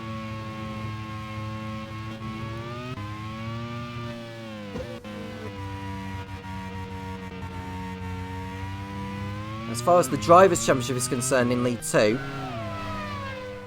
before the race had started, Brendan Hartley was the leader. Calderon will not go ahead of him because she's not in the points. Lucas Di Grassi is in the points, albeit in 10th place, but he's not going to do enough to get ahead.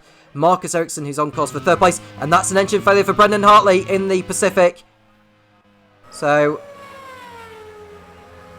a wretched race is going to end in retirement. Only half a dozen laps before the end. So Brendan Hartley is out, and I don't think he'll be completing enough laps to get a classified finish, and therefore that will be less prize money for Kevin McMullen to use. So Brendan Hartley is out of the race. That's his first retirement of the season as well. And that just puts the kibosh on it for Brendan Hartley. An oil leak for him. So he's the 6th driver to retire from the race. Let's go back to what I was saying about Marcus Ericsson, because he's on course to get 15 points. He'll go in front of Lucas Di Grassi. Kamir Sato is on course to get the 25 and the point for the fastest lap. He'll go on to 39 points. He'll go in front of Lucas Di Grassi. So he'll move up into, at the moment, into 4th position. So Brendan Hartley will in fact stay in the championship lead. And the gap will actually still be the same because Calderon is not currently in the points. And Calderon was in 2nd place in the championship and still is at the moment.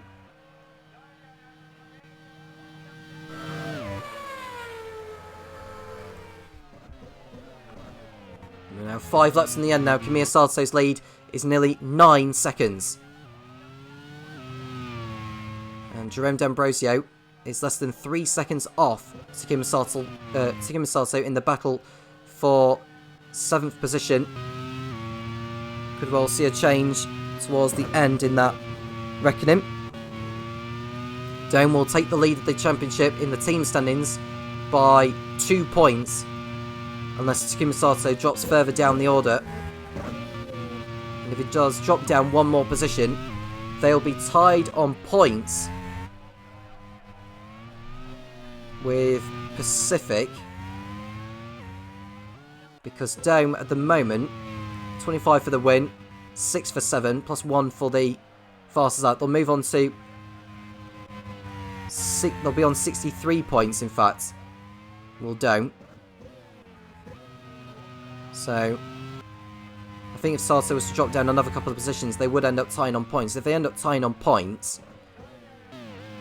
they will still in fact be in the lead because they'll have achieved more 4th places than Pacific.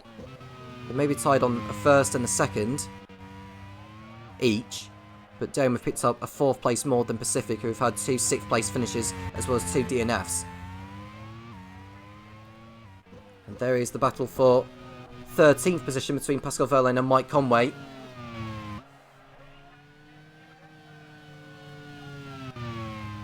But Kamir Sato bridging further clear, about to make history, become the first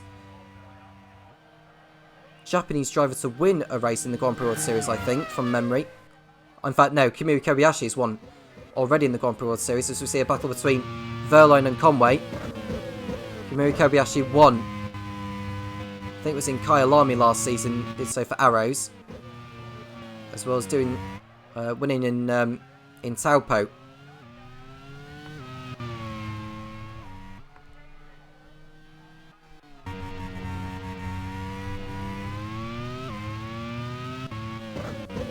No, it wasn't in Kai alignment that Kobayashi won. It was just in Taupo that he had won.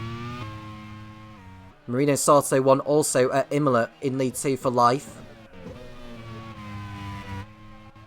So, in actual fact, Kimiya Sato will be the third Japanese driver to win a Grand Prix World Series race.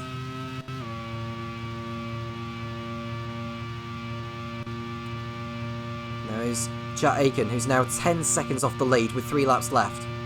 But he's over a second clear of Marcus Ericsson. Doesn't look like he's going to challenge. I think it looks pretty much sewn up in the top 6. It's just whether Jerome D'Ambrosio will be close enough to get moved on onto Kimiya Sato in the final laps. As we see Conway go for it again on Furline. Into turn 1, he gets the move done before the corner, but is Verline going to fight back? Yes, he is. And Verline is back through again.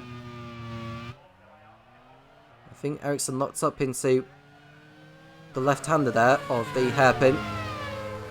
Got away with it.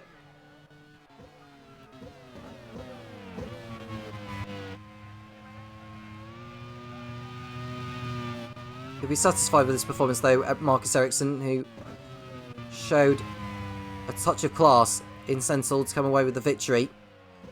Verline, unfortunately, is not going to get anything from this. But Uringo will nevertheless be happy with the performance as Mike Conway gets through on Pascal Verline at last, this time into the Dunlop chicane, and that should be that. And Sam Bird is too far back to challenge. Looks like 15th position is where he's going to end up finishing. 2 laps remaining then. And is Jerome D'Ambrosio close enough to get through as Marcus Armstrong locks up. And he's got Alexander Rossi looming behind in the battle for 16th position.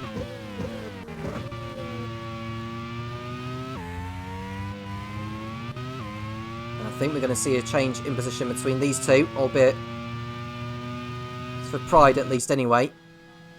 Marcus Armstrong, who is coming for the suspended Christian Lundgaard, is going to drop back a position at the expense of Alexander Rossi. And Valentino Rossi hasn't done too bad of a job today in 18th position compared to how he'd been in the opening few rounds. Ahead of Sergio Sette Camara and Fabio Lima on merit. As we see a move from Susie Wolf. Well, it looks like a move from that angle, but it wasn't actually a change in position. I can say that Jerome D'Ambrosio is now 0.3 of a second behind Takuma Sato in Sector 2. As the race leader, Kimiya Sato, has started the final lap of the race here in Fuji. And the Dome team are going to be on the pit wall ready to congratulate their man. The fans will be standing up to congratulate their home hero as we see Jerome D'Ambrosio make a move on Takuma Sato for P7. And I think this is going to be a change of position into turn 1, is it? No, he doesn't get the move done. Not close enough. Perhaps he wasn't close enough in the slipstream, and that Dome perhaps has had great straight line speed throughout the whole race, even on worn tyres. Calderon isn't going to get any points today by the looks of it. Jack Aiken most certainly is doing so in second place. But we want to go to the race leader of Kimiya Sato. There he is in your picture. The home fans are going to see something that they never thought would see happening in the Grand Prix World Series. And Kimiya Sato is about to bring tears of joy to those fans, to his team, to his family, and of course to himself. Kimiya Sato on home turf is going to take the checkered flag to win the League 2 Fuji Grand Prix. There he's in sight. The fans go wild. He has done it. Kimiya Sato can call himself a race winner. Dome can call themselves race winners in the Grand Prix World Series. And what better place to do it on home turf in Japan in Fuji. Jack Aiken in second place for Force India. They will be delighted with that. Marcus Ericsson on the podium again in third place. Alan McNish gets his first points of the season for Ram in fourth place. The two Andrea Moders of Jake Dennis and Andre Lotterer in fifth and sixth. Takuma Sato comes home in seventh place for Dome. They now take the lead of the team's championship. Jerome D'Ambrosio in 8th for Force India. Susie Wolf in the points again in 9th place. Lucas Di Grassi getting the last point in 10th. Tatiana Calderon in 11th place for Mastercard Lola. No points for her, unfortunately, this time. Caroline at 12th. Mike Conway 13th. Pascal Verline in a disappointing 14th position.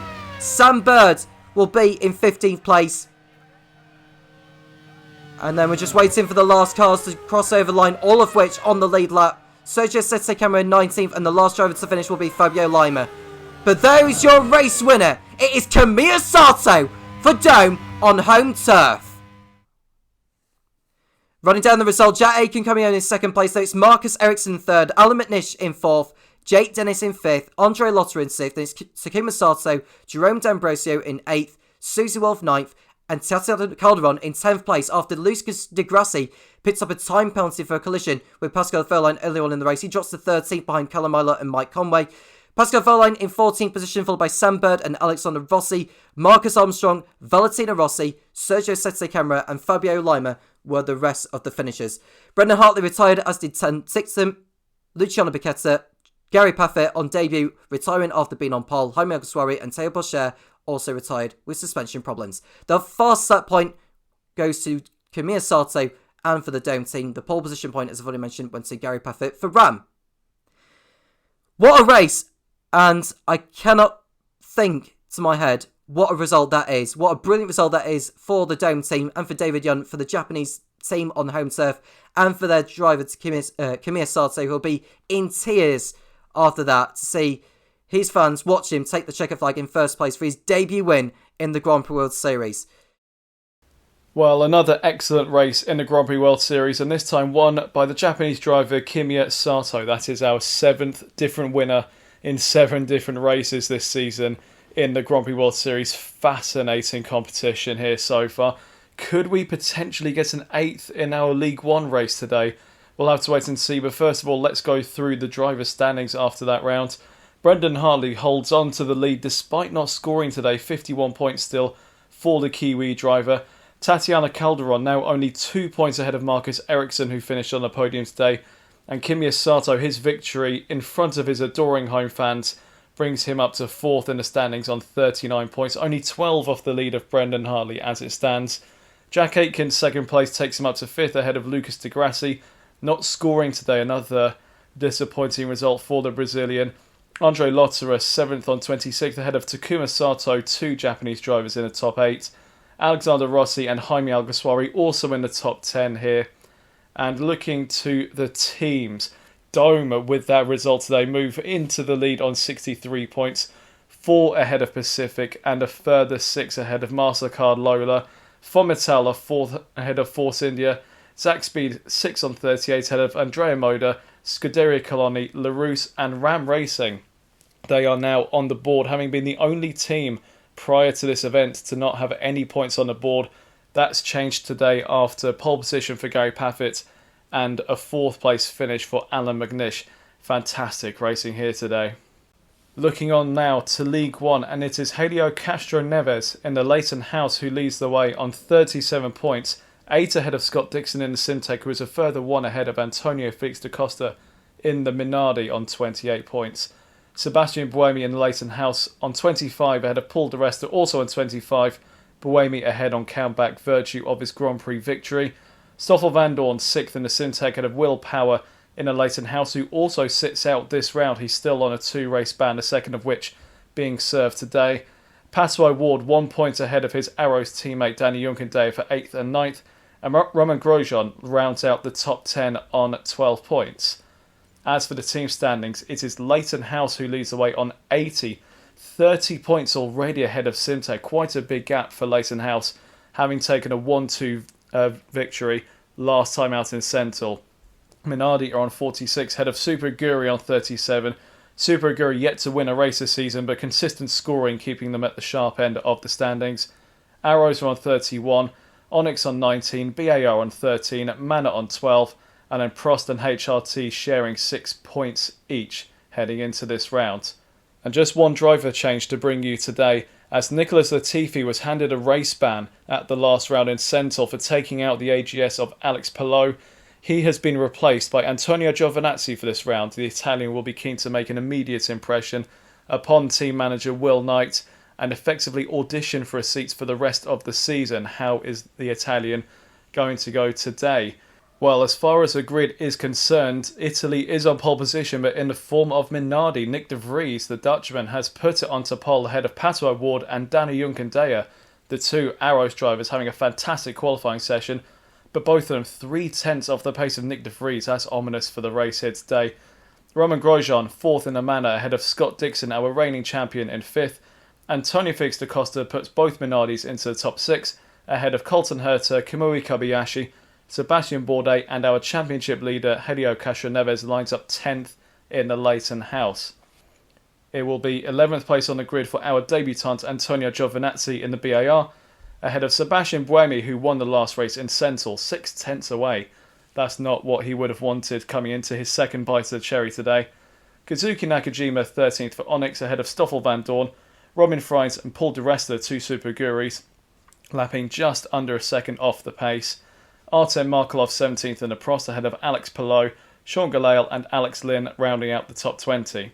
And nearer the back of the grid, Adrian Sutil in the HRT 21st, ahead of Marco Wittmann in the Prost. And then the two Midlands in the form of Juan Manuel Correa and Marino Sato, the latter taking a grid penalty for this race, as well as the two 40 courses of Mahavir Raghunathan and Roy Nissani, 3 back of grid penalties from the last race. Will any more be applied today? Well, there's only one way to find out. Tom Cairns, take it away. Here we go then for the League 1 race in Fuji. De Vries on pole for the first time with O'Ward alongside with Juncadella next behind, 2 Arrows behind the Minardi. We'll wait for the 5 red lights to appear, and when they go out we'll begin racing here at the Fuji Speedway near Mount Fuji in Japan. 5 red lights are on. Lights out, and away we go. De Vries gets off the line okay. We want to look out for the manner of Roman Grosjean is coming through up from 4th place. It looks like he's in front of Danny Juncadella. Is he in front of Ward and Nick de Vries into turn 1? It looks like he is. Roman Grosjean takes the lead in the manner ahead of the Minardi of Nick de Vries. It's Pato O'Ward in 3rd place. There's Kamui Kobayashi in the 2nd manner in 4th position as the drivers are almost in gridlock mode, particularly the 240s of Roy Nissani and Mahavir Raghunathan, who started in the race from the back of the grid after penalties they received following incidents that they were involved in the last race. And it looks like a rear wing gone for one of the Onyxes. That looks like Kazuki Nakajima, the home hero, is making his way back into the pit lane with no rear wing to his wagon. So after what we saw from Kamiya Sato in lead 2, it's a total contrast to how Kazuki Nakajima's race has gone already. And it looks like a collision there involving Da Costa and the Leighton house there. Now, is that Castroneves or is that Sebastian Buemi? I think it's Castroneves who's been hit by the Minardi of Antonio Felix da Costa. Yeah, rear wing gone there from the Leighton house, and I think da Costa may find himself in a little bit of trouble by the stewards for the contact. And we see Van Don locking up there, doing his best to avoid all the carnage that is happening. And it's a 30-second time penalty for Antonio Felix da Costa and a back of the grid penalty for the next race in Kyalami.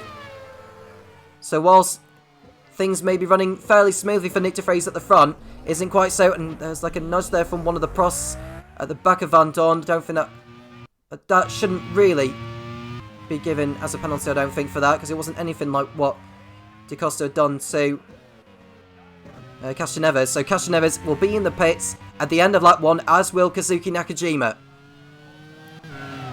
Roman Grosjean coming round to complete the first lap in the race lead then. Nick de Vries 2nd, Pato O'Ward 3rd, Kamui Kobayashi in 4th place, Scott Dixon 5th, Danny Juncadella in 6th, Colton Herta in the AGS in 7th, there's Paul di Resta in 8th, Antonio Felix da Costa in 9th, and Sebastian Bourdais in 10th position.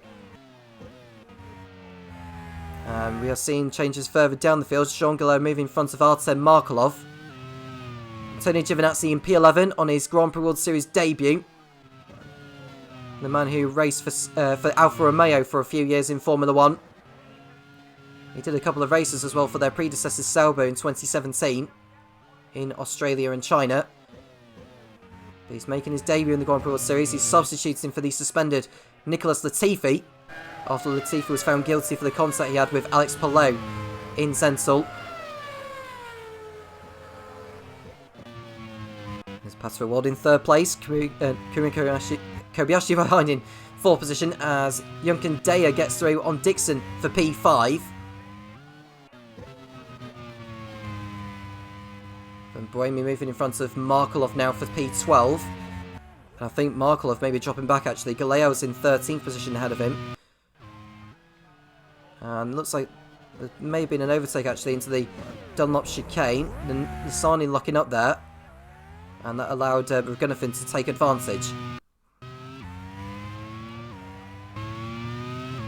But what a start for the Manor team. 1st and 4th. Roman Grosjean, who's already won in the Grand Prix World Series before. Let's go to the back end of last season in Laguna Seca to see him win. To end Manor's season on a high that day.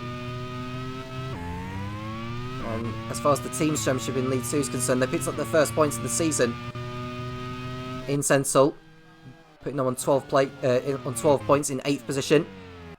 There's Arthur Markle lucky enough and going too deep into turn 1. Remaining in front of Sean Galeo for the time being. Anyway, as he went for the move into turn 1, but just braked a bit too deep there, locked up, but somehow stayed in front of the Indonesian.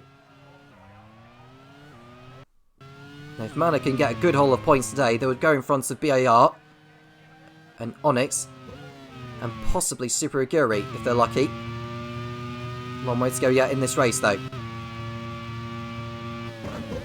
Now, despite Casneves and Nakajima coming in for new rear wings at the end of the opening lap, no one has dropped out so far, which is good to see. What I will say is that Antonio Felix da Costa will have a 30-second time penalty applied to his time at the end of the race for the collision with Casneves, and that's Galeo being hit by Stoffel van Dorn in exactly the same manner as how Casneves lost his rear wing after Antonio Felix da Costa ran into the back of him. There's Van Dorn. Now, you could argue that Galeo moved in the braking zone, but Van Dorn just came too close there and just ran into the rear of the BAR. Now, I wonder what the stewards will say on that one. And he's going to get exactly the same penalty as da Costa. So 30 seconds will be added to his time at the end of the race for the Belgian. Not a good start, again, for team manager Scott Woodwis.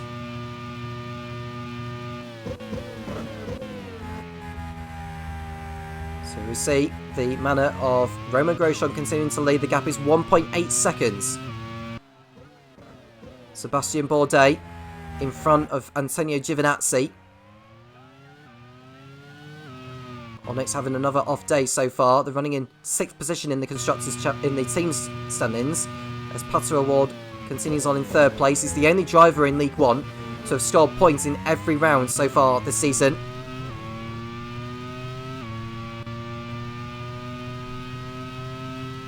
Eighth in the standings on 16 points.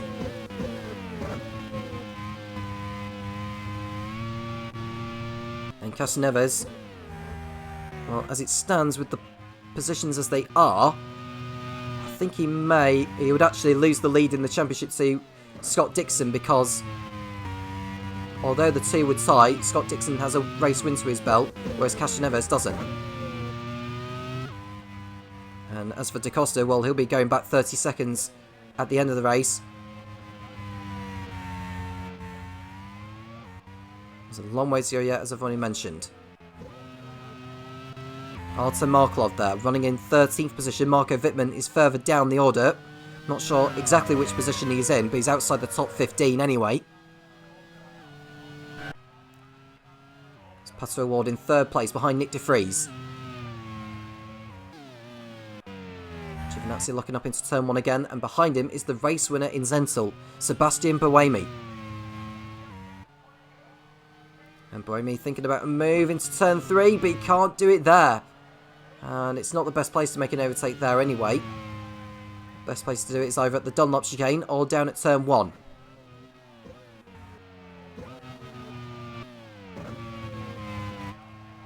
Grosjean continuing on, 2.4 seconds clear. Looking rapid as we speak. Although we don't know for certain which drivers are doing the one-stops, or doing the one-stop, and others doing the 2. Answers on a postcard.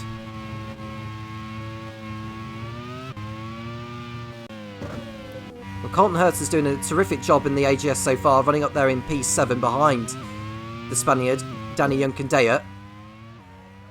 As Pato Award continues on in third place, there's Alex Lynn, who's not had too much to smile about so far this season. Picked up a 7th place finish in Malaysia, which was a good effort, but 2 non-finishes. One for the concept with Will Power, which saw Power suspended for the next 2 races because of another collision he also was involved in with Scott Dixon. Alex then failed to finish thanks to a loose wheel in Sentinel. So HRC in need of some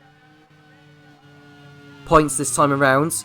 They go into this race in 10th position on 6 points. So they're only ahead of those in the drop zone on countback. Another reminder that the bottom 3 teams in League 1 at the end of the season will be relegated to League 2. And those teams occupying the places are 40, Midland and AGS.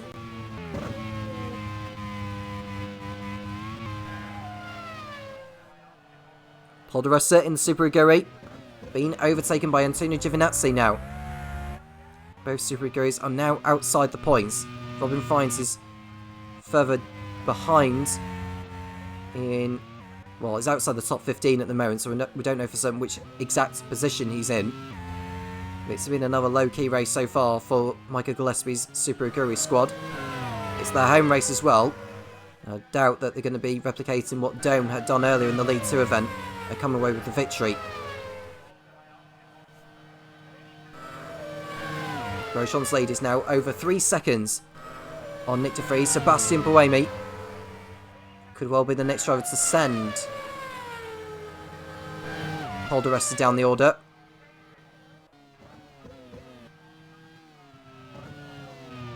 Pato Award in 3rd position. Nick de Vries in P2 just ahead.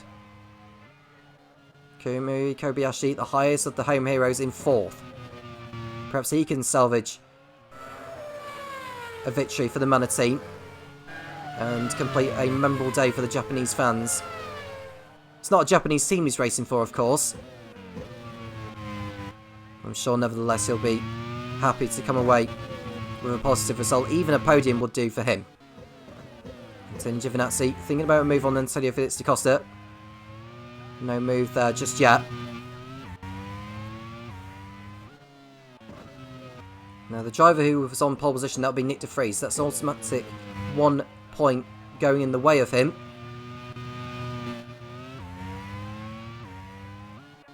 Now Minardi, who went into this race 3rd in the standings. Leighton House are running away with it at the moment by 30 points over Simtech. As it stands, Buemi is in 11th position outside the points, and Castroneves is right at the back in 25th.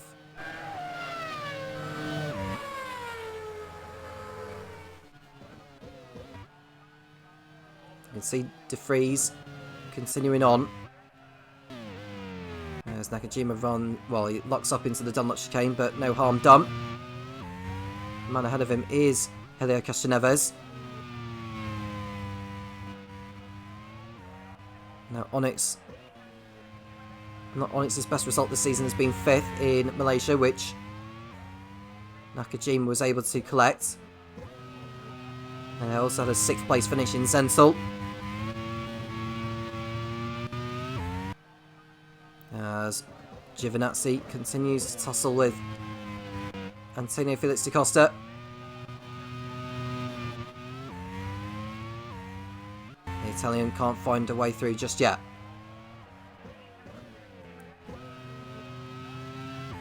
And you can see the orange arrows of Pato Award, the Mexican, thinking about a move on the Minardi, but he won't be close enough just yet to make a lunge. Bourdais is now in front of Herta, for your information. He's in P7. And we see Giovinazzi making a move on the Minardi. And is that hitting through into 9th position? I think it is. He even thought about getting through on Herta at the same time. So Giovinazzi putting his BAR up into 9th place now.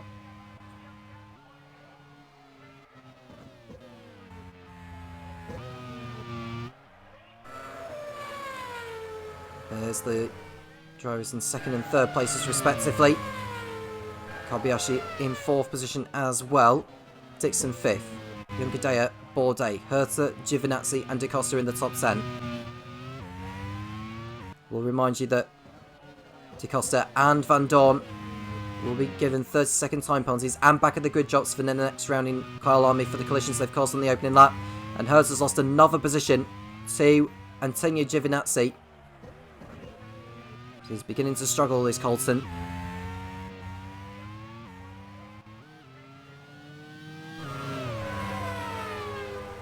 We're coming towards the end of lap 8. Well, we've just done lap 8 now. Grosjean's lead is over 4 seconds on Nick de Vries.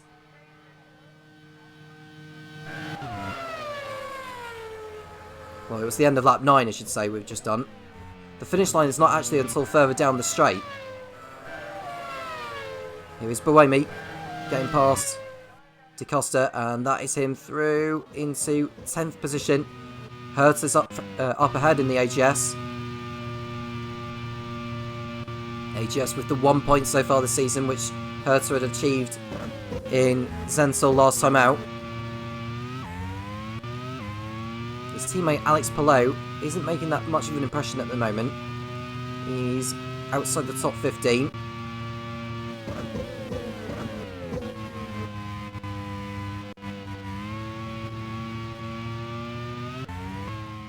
And now we can see Buemi line up a pass on Herta into the Dunlop chicane. And the race winner of Zensel is up into P9 now. So Leightonhouse are beginning to fight back, with Buemi doing the job at the moment. Castroneves at the back in 25th.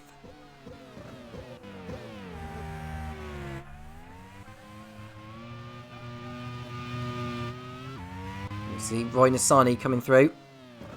And I can say that Castroneves is actually in front of Sean Galeo, actually. He's in 24th because Galeo had to come into the pit lane for a new rear wing after contact with Stoffel van Dorn. And there's an engine problem. That is the BAR of Antonio Giovinazzi. So Giovinazzi's Grand Prix World Series debut is going to end in retirement. And Will Knight will not be happy with this. Really in need of some results at the moment. Giovinazzi's debut is going to end on the grass. And that is the first retirement of the race. So he should be pulling off now, and he is. So that is one less car for Will Knight to focus on in this one. The other one is down at the back, which will be now 24th once Galeo goes through. And there is Giovinazzi being pulled away, and it's an engine problem for the BAR pilot. Back at the front, Pato Award in 3rd position, Nick de Vries in P2 still. Over 5 seconds behind Romain Grosjean, who's continuing to dominate up front.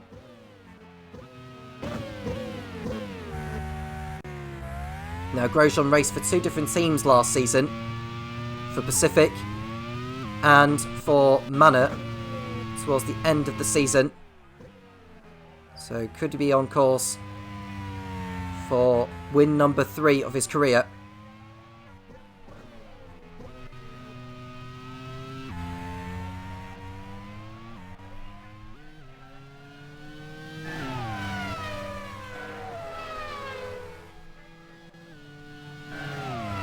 So you can see a battle going on further back. Marco Wittmann, for your information, is up into 15th position, so we've got both Prosts in the top 15 at the present moment.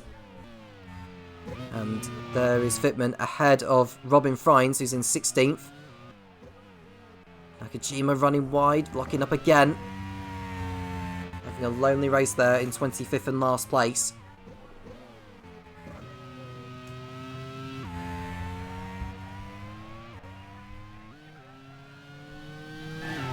Now, Manor have already won before with Brendan Hartley in Season 1. He won on 3 occasions.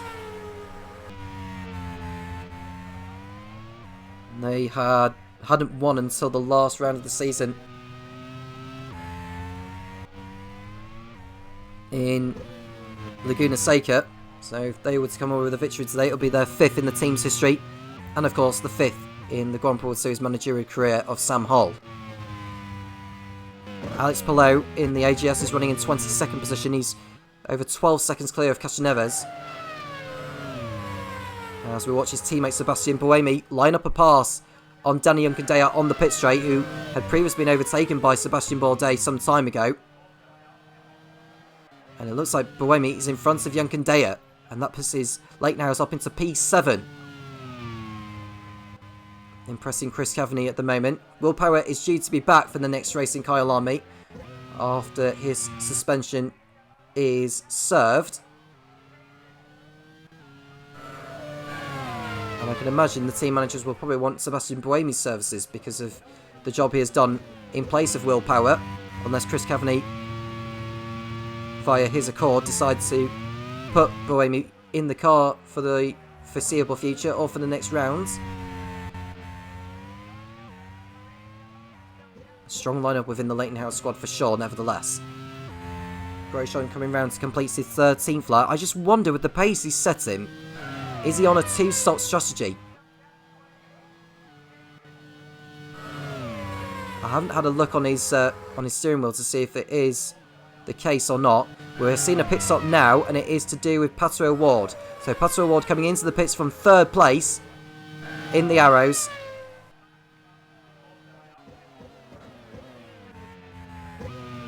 Now, who else is going to be heading for the pit lane at the end of that 13? Well, I can say that Sebastian Buemi is also coming in.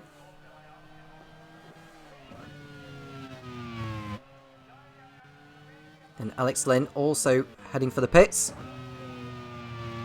So 3 drivers in.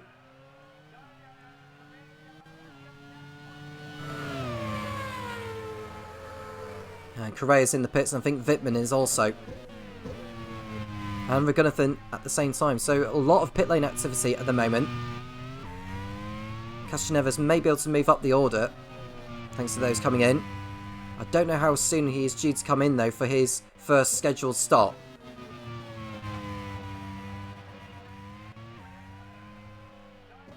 So Grosjean in the lead, De Vries second, Kobayashi now 3rd. As Galeo comes in for his first scheduled stop.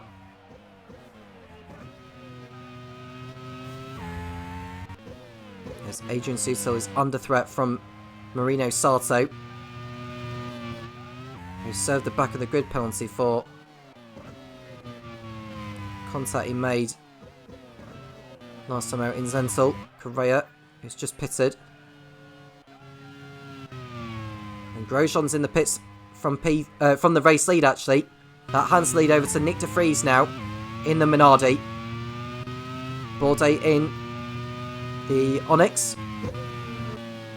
Paul de Resta, Artem Markelov, Stoffel Van Dorn also heading for the pit lane.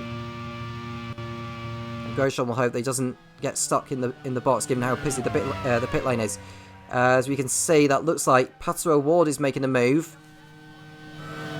And he's going to get in front of the AGS, by the looks of it. And Grosjean is out in front of O'Ward, so O'Ward is still behind Grosjean, as expected anyway, because he was quite some way behind Grosjean before the pit stops have begun. Castroneves coming in for his first scheduled stop. Doesn't look like he's going to get a good haul of points from this race, unless he can plough his way through the field and hope for drivers dropping out ahead of him. Just the one retirement so far in this race. Antonio Giovinazzi pulling off with an engine failure.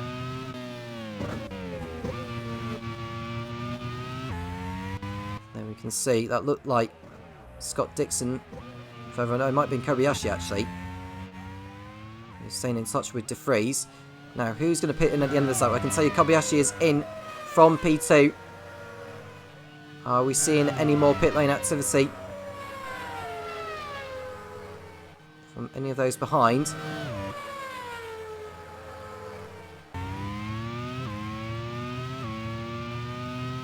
It looks like Robin Fiennes maybe heading for the pits in the Super Aguri. So that'll allow O'Ward to go through. It won't be too long before O'Ward closes in on Grosjean, although Grosjean did pit in a lap after O'Ward. And now we can see Stoffel Van Dorn. I think he was just dodging around a few cars actually. We're going for the pit lane, and that was very nearly contact there between that looked like the Prost and one of the... Is that the HRT that was coming into the pit lane? I wasn't 100% sure. If it was, it would have been Adrian Sutil. Well, Paul di Resta is in, so it might have been him that he nearly came together with.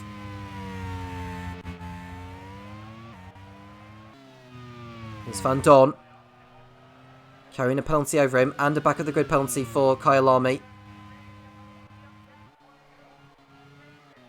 He's not able to make a move on Alex Lynn just yet. Sebastian Bourdais is further up the road. And now we can see a move being done by Stoffel Van Dorn to go through. As well as the 40 making a move. That's Mahavira Gunnatham getting through on... I think that's Robin Frines who's just getting past.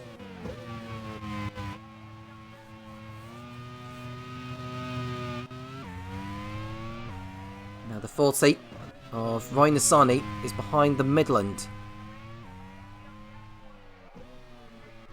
And I think Paul di Resta may have made a second pit stop in this one, either due to electrical problems or something else, I don't know.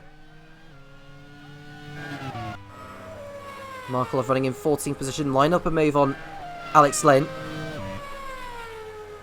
And so the Formula 2 runner-up of 2017 gets through no problem, and up to 13th position he goes. Nick de Vries in the race lead.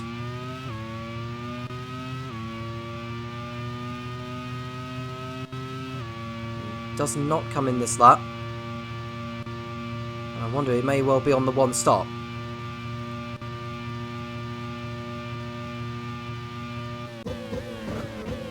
Now, Sean Galeo has already been lapped. Paul di Resta has already been lapped. Helio Castroneves is further up the road, who has not been lapped yet.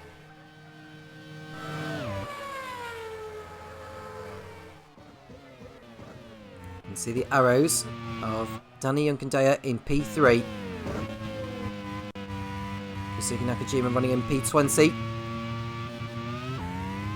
Now, Onyx haven't won in the Grand Prix World Series since Buenos Aires last season. Sebastian Bourdais taking victory there.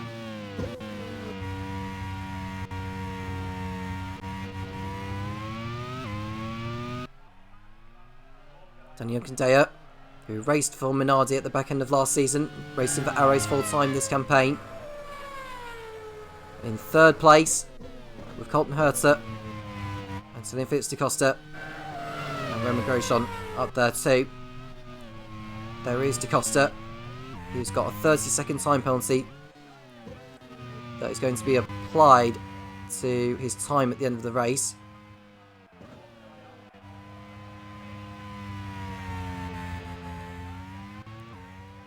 Sebastian Buemi, who's down in 11th position, is behind Sebastian Bourdais, but it doesn't look he's able to make a move just yet. Now Scott Dixon, if he's got any chance of salvaging, you know, a podium out of this, he's got to be able to make the best of the stint he's on. He's got some track position in front of him, and he's making the most of it. As we can see a Midland there of Marino Sarto getting through on Mahavira Gunnatham, that's for 17th place. There's Nick de Vries in the race lead on board. I think he's coming up shortly to lap Helio Castroneves, who I think will be on fresher tyres anyway.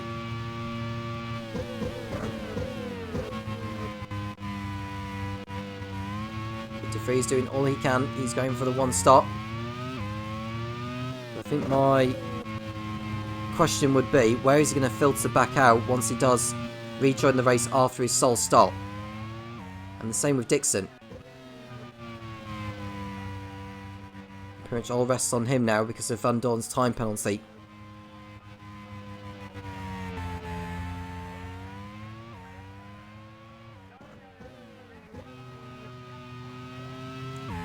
So Dixon continuing on. De Vries not too far up the road, although I think that might be a back marker that Dixon will be coming up to shortly.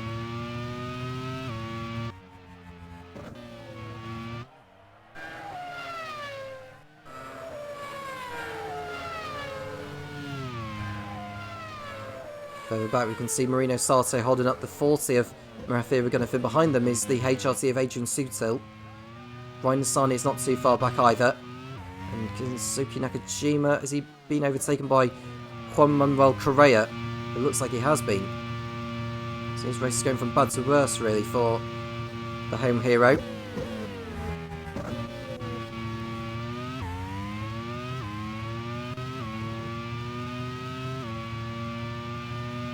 Here's Scott Dixon running in second place, nearly 10 seconds off the lead, though, from Nick de Vries.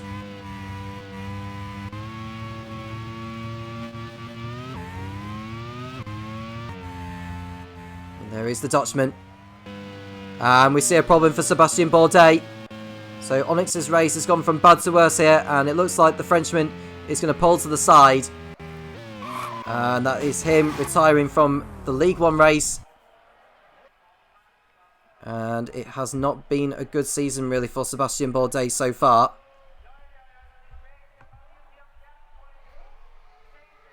Now Bourdais, who his best results so far this season has been a 6th place finish in Sentul. He also got a 10th place finish in Sepang. He failed to finish in Yongam, and he's failing to finish here. So it's been a rather average start to the season, unfortunately, for the Frenchman, who had hoped for a lot more than this. Second driver to retire from the race then. That moves Sebastian Buemi up into the points in 10th position.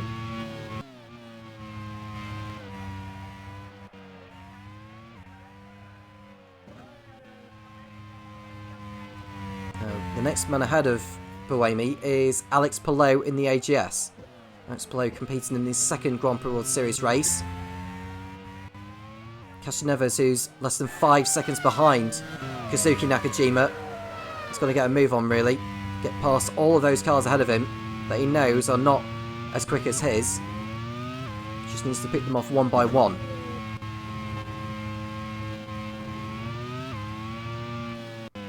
See Scott Dixon running in second place on track, nearly 7 seconds clear of third place Danny Unkadea. Colton Herta is fourth, Paul Di Resta is in fifth. It's Roman Grosjean, Pato Award, Kamui Kobayashi, Alex Palou and Sebastian Buemi, your top 10 at the present moment. De Vries is continuing on for now. He's got all the track position he needs, he's making the most of it so far, not tripping over any back markers as we speak. As we see Roman Grosjean, looks like he's lining up a pass on Antonio Felix da Costa. Going side by side into turn one. But I think da Costa's going to get back through on the Frenchman. So this is not playing into the hands of Roman Grosjean as far as his race is concerned. He'll be in front of De Vries once De Vries has done his stop. But being stuck behind da Costa is not what he wants. And in fact, da Costa is doing his teammate a favour by holding the Frenchman up.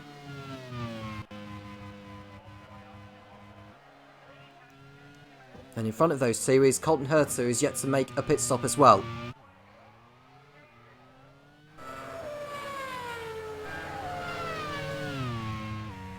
I think Grosjean, is he going to get through on da Costa into the Dunlop chicane this time? I think he is. Yeah, that's a slam dunk overtake for the Manor driver.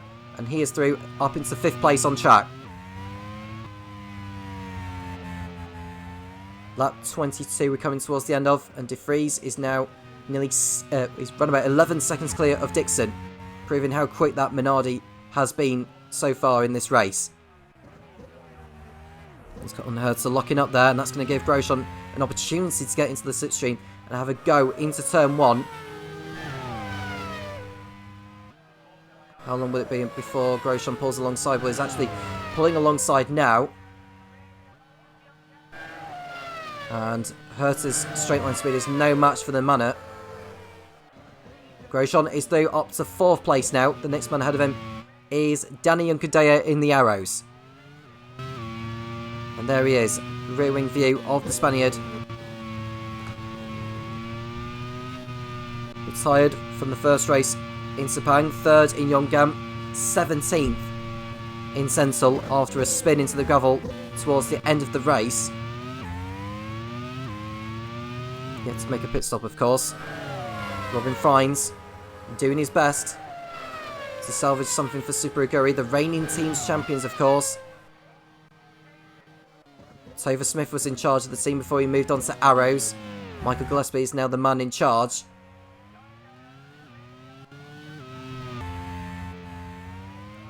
Scott Dixon.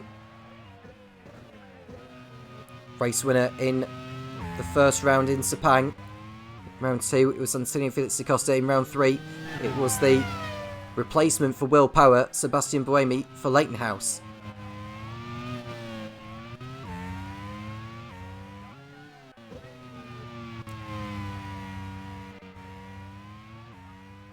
Buemi's now in front of Palou, and he's in 9th position.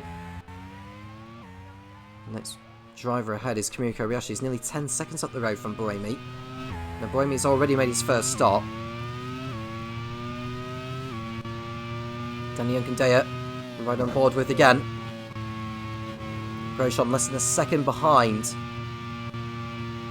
the Arrows driver.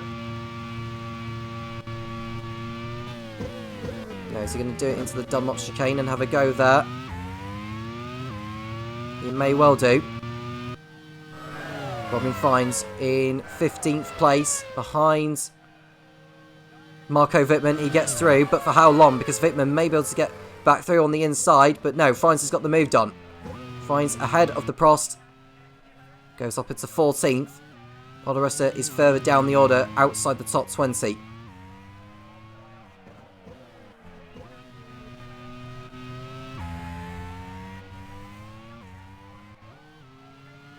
Lap 24 completed. De Vries continuing on. We're at the halfway point in the race now. And I think on paper it's looking good for the Manor team, with Grosjean making light work of the drivers that he's not battling for in the long-term scheme of things in this race. He gets through on Unkandea, who almost thought about getting back through ahead of him, but he slots in behind. So Grosjean up into 3rd place on track.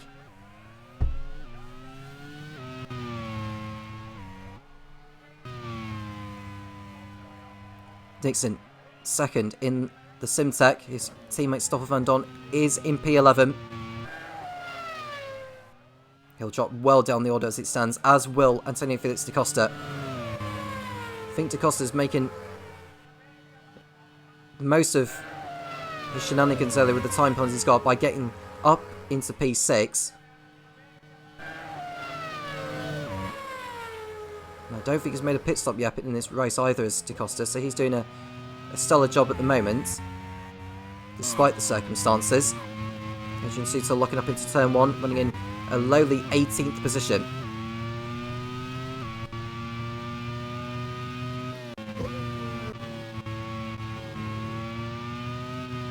Sebastian Buemi's got the gap down between him and Kobayashi to around about 9 seconds now. Kobayashi 8th, Buemi in 9th. Dixon in 2nd place. He's around about 6 seconds ahead of Grosjean.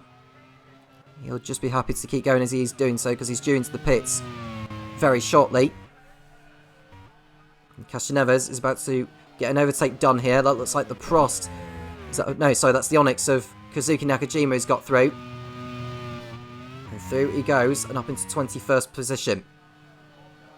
Not too far behind on the road is Nick de Vries, who's a lap ahead.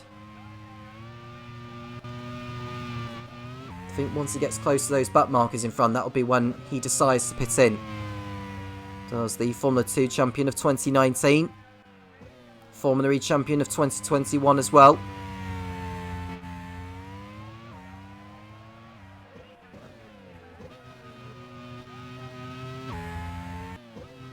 Grosjean in P3, not too far behind Dixon. We won't need to worry too much about Dixon or de Vries, because they are both due into the pits within the next few laps.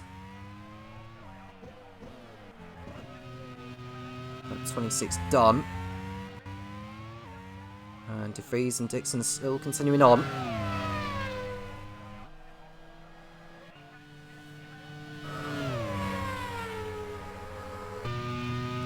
There's de Vries in 1st position. I don't think he's won in the Grand Prix World Series yet. He definitely didn't compete in Season 1. This is actually the first time he's leading a Grand Prix World Series race. He did compete last season though. He came in at BAR. Or was it AGS? I can't exactly remember. It might have been both, actually, thinking of it. They raced for BAR in rounds 7 and then 8 to 16. So he competed in the last 10 races of their campaign. His best result with the team had been a 4th place finish in round 12, which would have been in Hockenheim.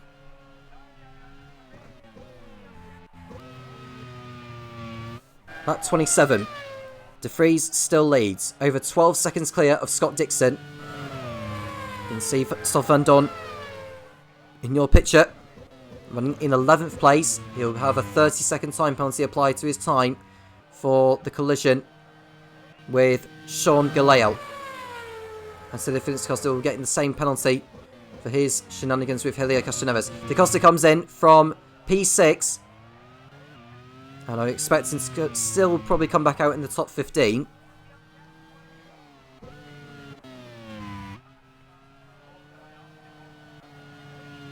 They're trying to make their way through ahead of him.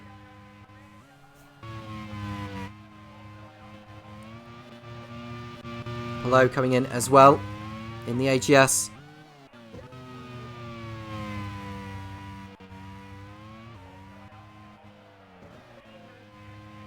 And DaCosta will rejoin behind Alex Lynn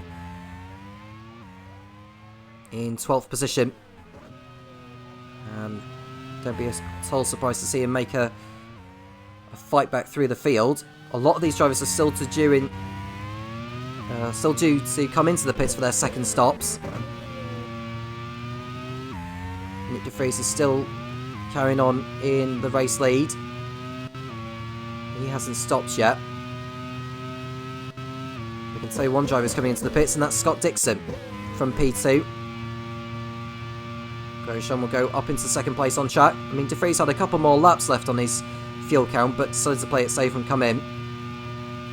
He'll probably rejoin behind Sebastian Buemi in 8th position.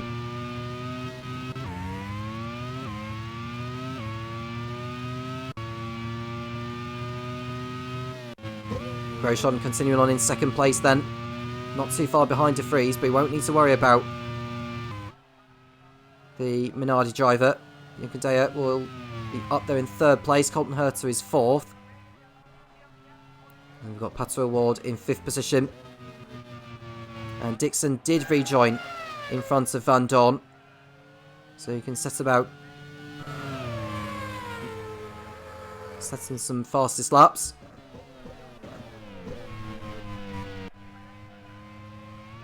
Less than 10 seconds to gap is between Buemi and Dixon. As DaCosta tries to make a move already on Alex Lynn after his stop. It's not the best place to be making a move there. As Nakajima comes in for his what should be his last stop of the race. And Nick De Vries is in for Minardi. And that will allow Grosjean to go back into the race lead of the Fuji Grand Prix. Yunkadea will go into second place. And Colton Herter and Pato Award should make their way through as well. Well, Herter is in for his only stop. And De Vries rejoins in 5th position behind Kamui Kobayashi.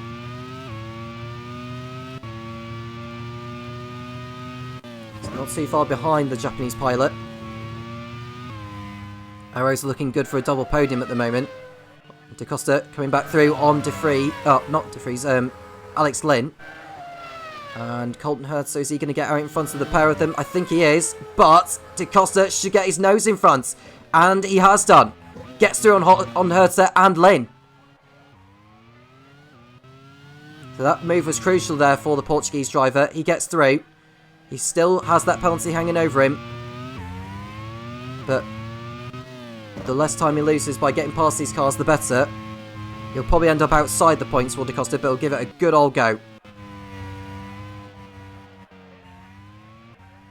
It's De Vries running in 5th position behind Kobayashi. Buemi 6th, Dixon 7th, Van Dorn 8th, Markelov 9th, Da Costa in 10th.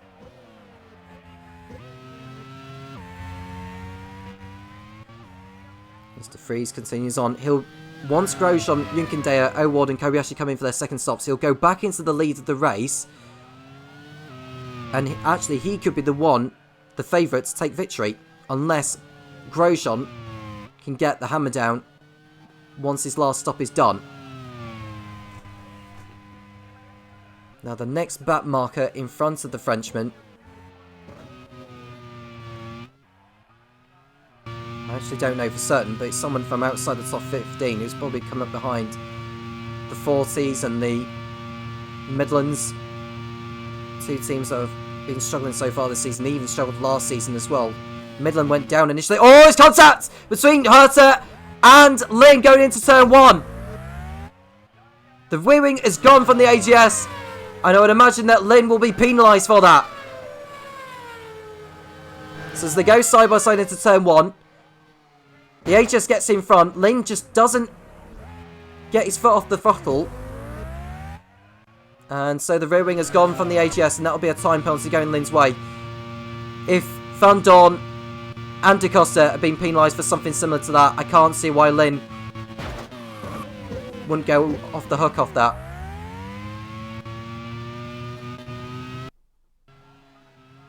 So Herta is overtaken there. Yeah, it's a 30-second time penalty in the back of the grid for the next running Kyalami for Alex Lane. And that's a hit from behind by the Midland! And Colton Herta is out! Really unfortunate. Marino Sarto it was that ran into the back of him. And he's taken him out. Didn't notice that he had the rear wing damage soon enough. And what will the stewards say on that one?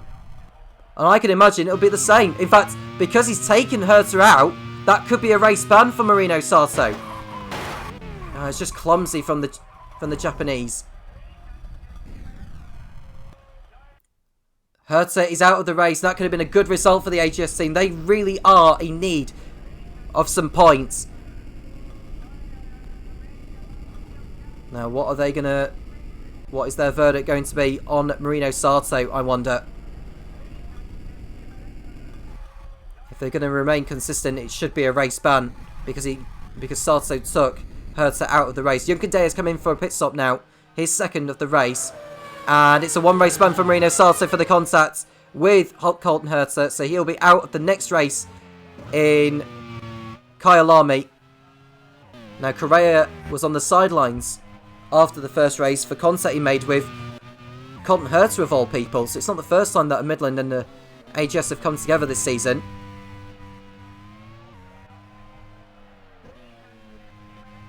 Now, Rio Haryanto came in for Correa in Yongam. So I can imagine he'll be in again for Marino Sarto in Kyalami. That's only the third driver gone from this race.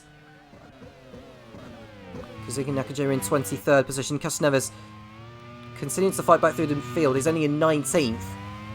With another stop to make as well, I think. And there he is, behind the Midland of Juan Manuel Correa. It's really been an off day for Casneves, through no fault of his own, it has to be said. Pato Award running in P2. Kobayashi has got Nick de Vries right behind now, as well as Grosjean comes in for his final stop. O'Ward will go through into the lead.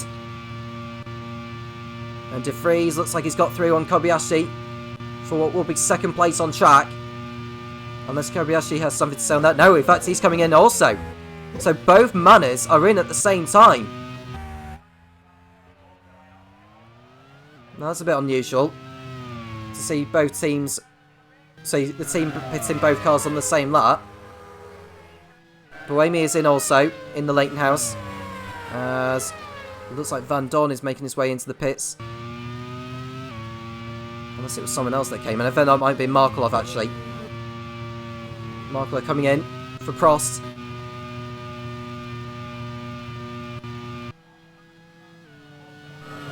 Grosjean rejoins in 4th position ahead of Van Dorn. And then we can see Casneves getting them moved on Correa before. So, oh, this contact made! And Casneves, his rear wing, has gone again! I cannot believe that! So Correa allows him through. But just... Oh, is that Kevin Castroneves cutting across on Correa? Or did Correa just not slow down enough? Let's have a look. It looks more like Castroneves cut across on him, to be honest with you, as they were entering the braking zone. So I'll leave that for the stewards to decide. But Castroneves' race is totally wrecked now. There's no way he's going to come back from this. Yeah, it's no further action made. And I'm not at all surprised. Castroneves will be back in the pits. He's already made 2 pit stops in this race. And I think he was due into the pits again in the next few laps anyway. But that pretty much sums up everything involving him in the Fuji Grand Prix. Buemi's pit stop has left him in 13th place behind Roy Nissany. And that's an entry problem for Da Costa. And that is him out. And he'll be starting from the back of the grid in Kyalami because of the contact he had with Castroneves earlier on. So that's little consolation really for Helio Castroneves to see Da Costa retire. And we are seeing a battle there between Junkendaya and Van Dorn for what is 5th position, and Van Dorn gets through. Van Dorn with the penalty hanging over him gets through ahead of the arrows. So 4 drivers out of the race now. Da Costa, Herta, and 2 other drivers we've lost from this race.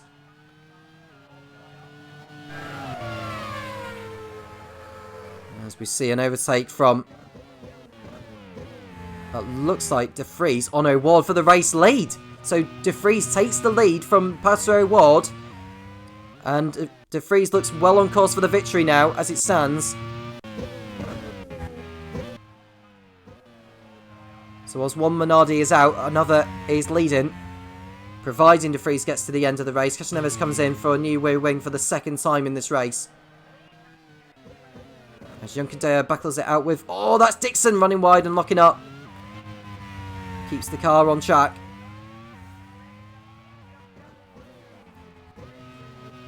Now Grosjean is 22 seconds behind Nick De Vries. De Vries does not need to pit again, remember. So, in 16 laps, Grosjean needs to make up over a second on the Minardi, sorry, to have any chance of the victory. It was 22.3 in the last sector, and Van Dorn is heading for the pits now. Grosjean's not making up enough time at the moment on De Vries. Now, De Vries took pole position by 0.3 of a second as we watch a replay of Junkendaya and Van Dorn nearly coming together, entering the pit lane. Oh, nearly the same further back there. Now, is that Alex Lynn that cuts across them, Kobayashi? Because that looked rather dangerous to me. I'm getting a replay of it now. And yeah, I think Lynn read the situation well and allowed Kobayashi to go through before he ducked into the pits. Buemi goes up into 7th place now, then behind Kobayashi. And with Lynn and Van Dorn in the pits, that should move Correa up the order, I'd have thought. Although Correa is coming into the pits and Palou goes up into 9th position. So can Alex Palou salvage a points finish for AGS today?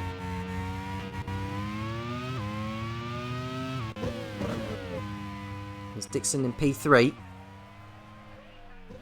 He's still due into the pits, I'd have thought. Although he's actually done his last stop as De Vries, so as Dixon. So if he's got any hope of... So if Grosjean's got any hope of winning the race, he has to pass Dixon, O'Ward and De Vries.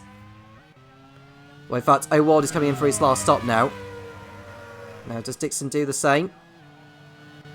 No, he's carrying on. I think he's already made his last stop as Dixon. Grosjean goes up into 3rd place. Junkendaya will go up into 4th. Kobayashi should go up into 5th position.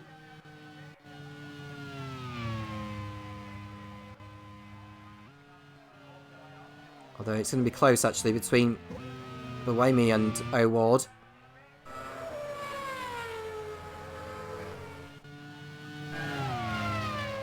And it looks like O'Ward is getting out. No, he's just behind Kobayashi, but he'll rejoin in front of Sebastian Buemi. Grosjean in third place then. 21 seconds behind. He's closing down the gap, but not quickly enough. The pace he's setting will not be enough for Grosjean to win this race. Well, I can say that De Vries has locked up into turn 15. He's lost a little bit of time, so that'll give Grosjean a little bit of encouragement. Sutil coming into the pits also for HRT.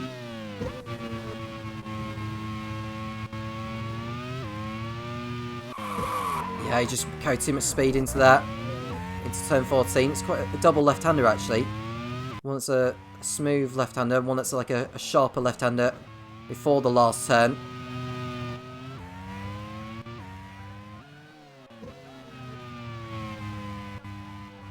Paul di Resta coming in for Super Aguri.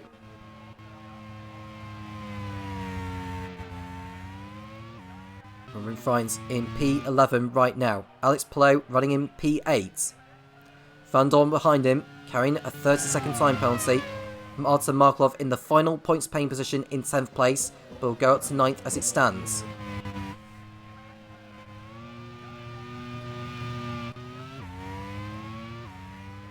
It's been a terrific effort from Alex Palou, IndyCar champion of 2021. Firm favourite to win this year's IndyCar Championship as well. And that's Grosjean lapping Paul di Resta, who's just come out of the pits. That won't help Grosjean's cause, to be honest with you. Whilst we see Sean Galeal, who's just on his own really in 21st position.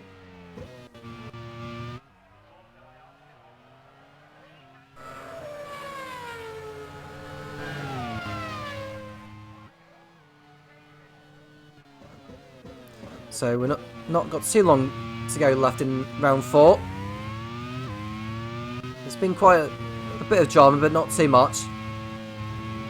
Drivers have been behaving themselves more or less, although we have had drivers picking up time penalties for collisions. But De Vries, it's been a relatively strong race from his perspective. 14 seconds clear of Scott Dixon.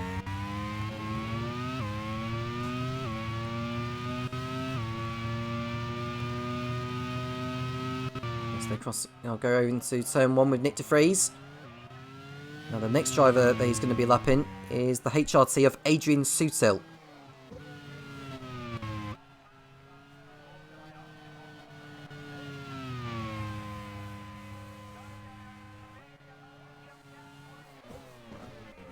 So through turn number 6.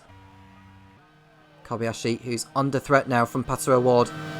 But to complete an overtake on the Japanese. And that's him through up to P5. Both arrows in the top 5 now. I'd say arrows who have had a respectable start to the season.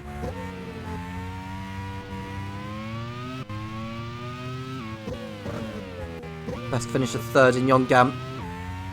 Should they finish where they are, in 4th and 5th, they'll collect 22 championship points. They'll go in front of Super Aguri.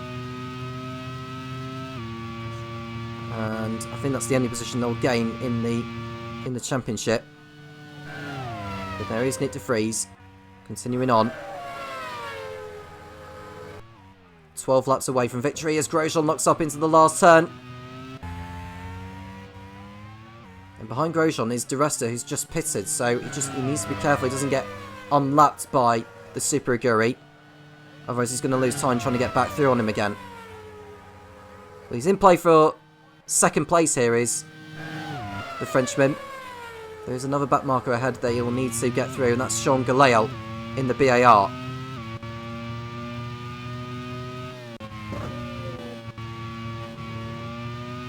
Since O'Ward got past Kobayashi, Buemi is in play to get 6th position.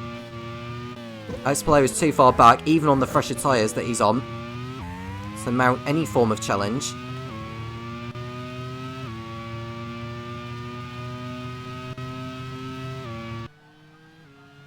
Well, there is Grosjean in 3rd place.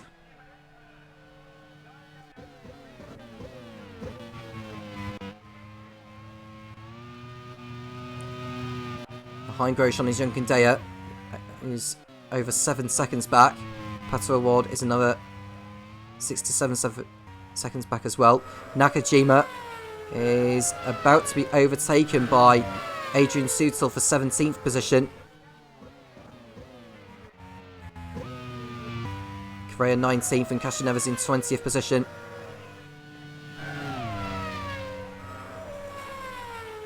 Castroneves is a lap down as well for your information on the leader. Although he'll be on fresher tyres than De Vries because De Vries is on the one stop. So if he's lucky, he might try and get back on the lead lap. He's also got to get past Correa as well in order to do that.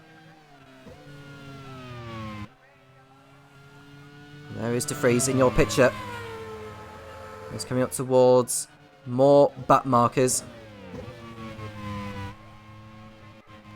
He's coming through the Dunlop chicane. And Buemi's back in the pits. And I think he's had a problem as Buemi. I don't know what's happened. That is not a scheduled stop. And that's hurt his race. It goes from bad to worse for Chris Cavani's Leightonhouse. He's going to fall out of the points. Unbelievable luck. Running up there so well in P7 to pick up some useful points for the team, but it looks like Buemi may well not be getting anything. He might actually try and go for the fastest lap. He's lucky as Grosjean locks up into turn 14. And that's how I pulled the rest of his close in.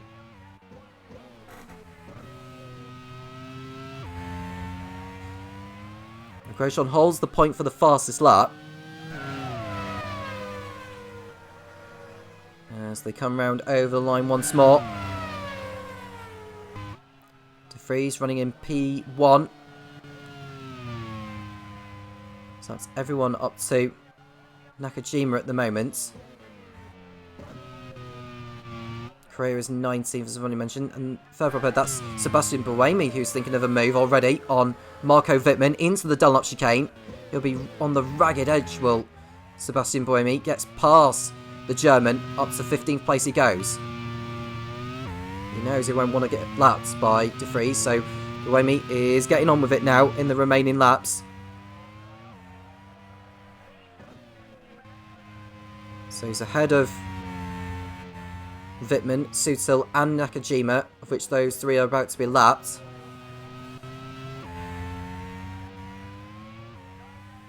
Next man ahead of Buemi is Roy Nissany in the 40. Now 40 have only got 6 points to their name. Those coming in the first race of the season in Malaysia.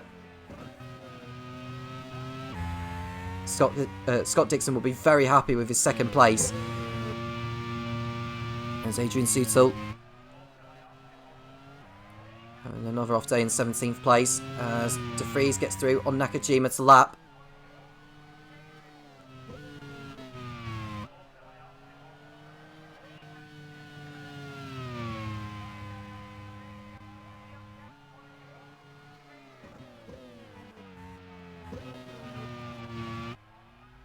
De Vries on course for his first victory in the Grand Prix World Series. Minardi will become the first repeat team to win a Grand Prix World Series race this season. Already won with Da Costa in Yongam. And so Buemi is only a couple of seconds behind Nissany, but into the context for Nick De Vries, should he win today's race, he'll go on to 35 points. He'll move in front of Da Costa, move in front of Buemi, De Resta, Van Don, Will Power, Pato Award as well. He'll go up from 14th in the standings to 3rd. And Dixon will take the lead of the championship ahead of Helio Castroneves, with Castroneves not scoring today.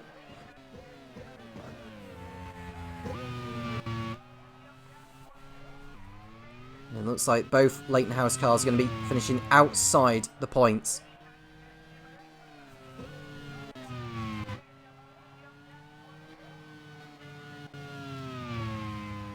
So coming through the sweeping right-hander. De Vries behind Sutil. Grosjean in P3. Junkendaya in P4. O'Ward in P5, as we've seen Nissany and Buemi go through the Dunlop chicane. Up ahead of him are Alex Lynn and Marino Sato. Now Sato, because of his race ban, will be carrying a disqualification over him. So he'll be excluded from the race result whatever happens. So at least that will promote Buemi up another position. And another position that Buemi will gain as well is Stoffel van Dorn, because he's carrying that 30-second time penalty. As De Vries gets through on Sutil to lap, providing he doesn't trip over him. He doesn't, thankfully. 4 drivers out of the race: Da Costa, Herta, Bourdais and Giovinazzi. The gap between Dixon and Grosjean, as Buemi gets past Nissany and up to 14th position. The gap between Dixon and Grosjean has come down to 4.2 seconds, with 7 laps remaining. I don't think Grosjean's going to have enough time to get through on Dixon, let alone catch up to him.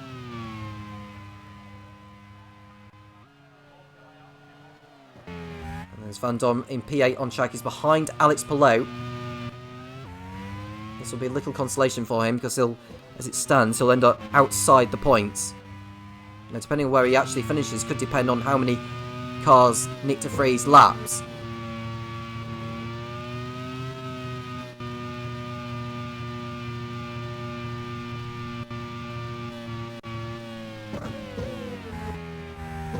We can see Grosjean there, on course for a decent result there in P3. I'm sure Sam Oliver wanted the victory.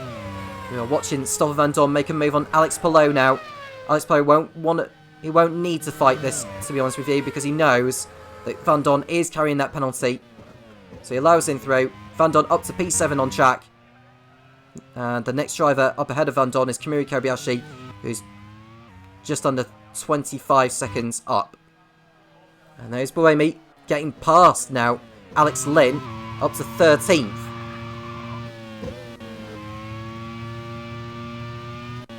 Making the most of the new tyres is Buemi. He might just sneak into the points and get a point out of this, Buemi. It has been some drive from the Swiss in the 2 races he had to substitute for Will Power. And Chris Cavani will have a decision to make whether to allow Will Power back in or keep Buemi on board. But to be fair, given the performance that Will Power put in Malaysia before the disaster in Yongan, you're probably going to put him back in just for the sake of the contract that Power has with the team.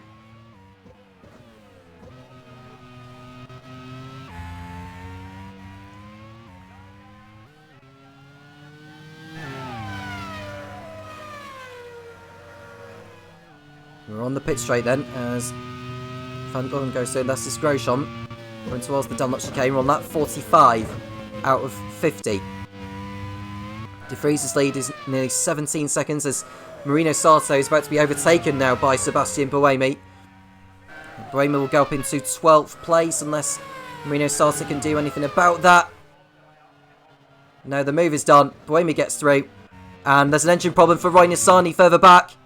That's definitely a 40 blown up. And Nissany is going to pull to the side, and that is him retiring. And I don't actually think he's going to be classified as a finisher either. So Nissany retires from the race yet again.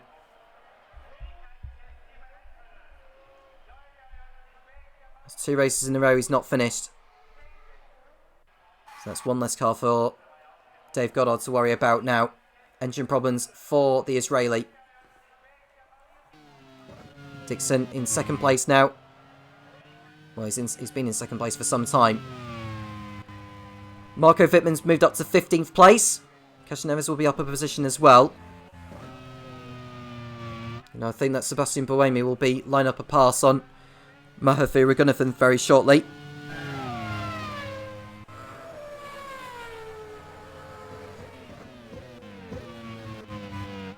Daniel Kandea and Pato Ward are 3 seconds apart from each other. Kobayashi is 6th for Mana, looking of course to get 2 Manas in the top 6. Something which they haven't achieved so far this campaign. Hats off to Alex Palou, who's on course to get a P7 out of this once Van Dorn's time penalty is applied. And Artem Markov will go up into 8th. Freins will go up to 9th. And as it stands, Matt We're going will go up into 10th, but I think Buemi is about to get an overtake completed on him in a moment.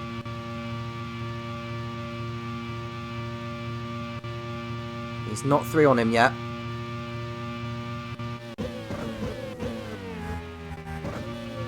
We'll just wait to see how he gets on. Maybe next time round on the pit straight. No, it's going to be here, look, because Buemi is alongside the 40, and he's about to go through up into 11th place, which will become 10th once Van Dorn's time penalty is applied. So Buemi gets past. Excellent job. Next man he can catch is Robin Freins. He's only about 3 seconds up the road from him. There's Nick de Vries. He's just lapped, although he's locking up into turn 14, but gets away with it. Grosjean's just over 3 seconds behind Dixon. De Vries is about to complete his 47th lap, and he's looking good for the victory now. Only mechanical gremlins can rob him.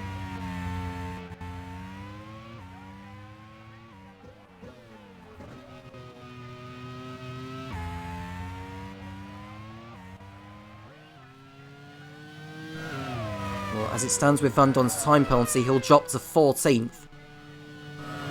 And the only way that can change is if either he picks up the pace in the remaining laps, or if De Vries continues to lap more cars. Sato will be excluded from the race for the collision with Herta anyway, so it'll actually be 13th position at worst for Van Dorn. It is subject to appeal, of course, but I doubt that it'll be overturned.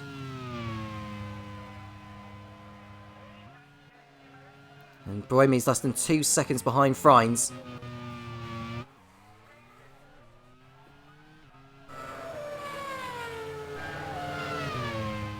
Very close to the end now.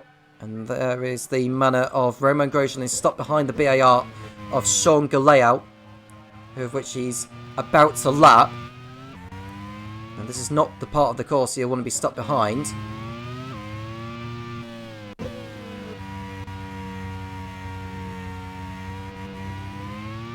As they come towards the final corner of the circuit, there is Dixon. Grosjean isn't too far behind. He's safe from Danny Juncadella. The gap between Juncadella and O'Ward is down to 2 seconds, but we've only got a couple of laps remaining now. Now Grosjean needs to get through on the BAR in front here. He will not want to get stuck behind. There is Markelov making a move on what looks like Alex Palou to put himself up into 8th position. Great move there from Markelov. As we see, Marco Wittmann is just ahead of Adrian Sutil. Markelov on course for his first points of the season. Marco Wittmann got a 7th place finish for the team in Zental last time out, and I think Markelov is about to replicate that here in Zental. In Fuji, rather.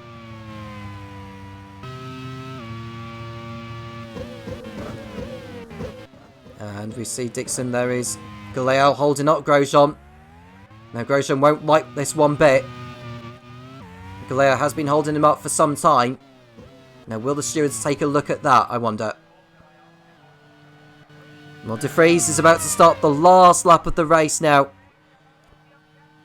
It's been a marvellous drive from pole position. He wasn't in the lead at the beginning, Grosjean was earlier, but De Vries made the strategy work in his favour. Nearly 20 seconds clear of the whole pack. In League 2, the 2-stop strategy proved to be the best strategy it seemed, but in League 1, the 1-stop strategy has been the way to go. I think Castroneves is right behind Correa. Both drivers are lapped down, of course. Castroneves will not be in the points by the end of this race. Grosjean will be, though. 3rd position behind Dixon. Dixon will take the lead of the championship, but Nick de Vries will see the checkered flag in sight for the first time and can call himself a Grand Prix World Series race winner. And there's Castroneves trying to make a move on Correa, but he's not going to have enough time to make a move. He might do it as they cross over the line, but we need to go to the race winner, Nick de Vries. And he's about to complete the final lap of the race. Through the last corner he comes. Nick de Vries has had it all go his way in this one. What a drive from the young Dutchman.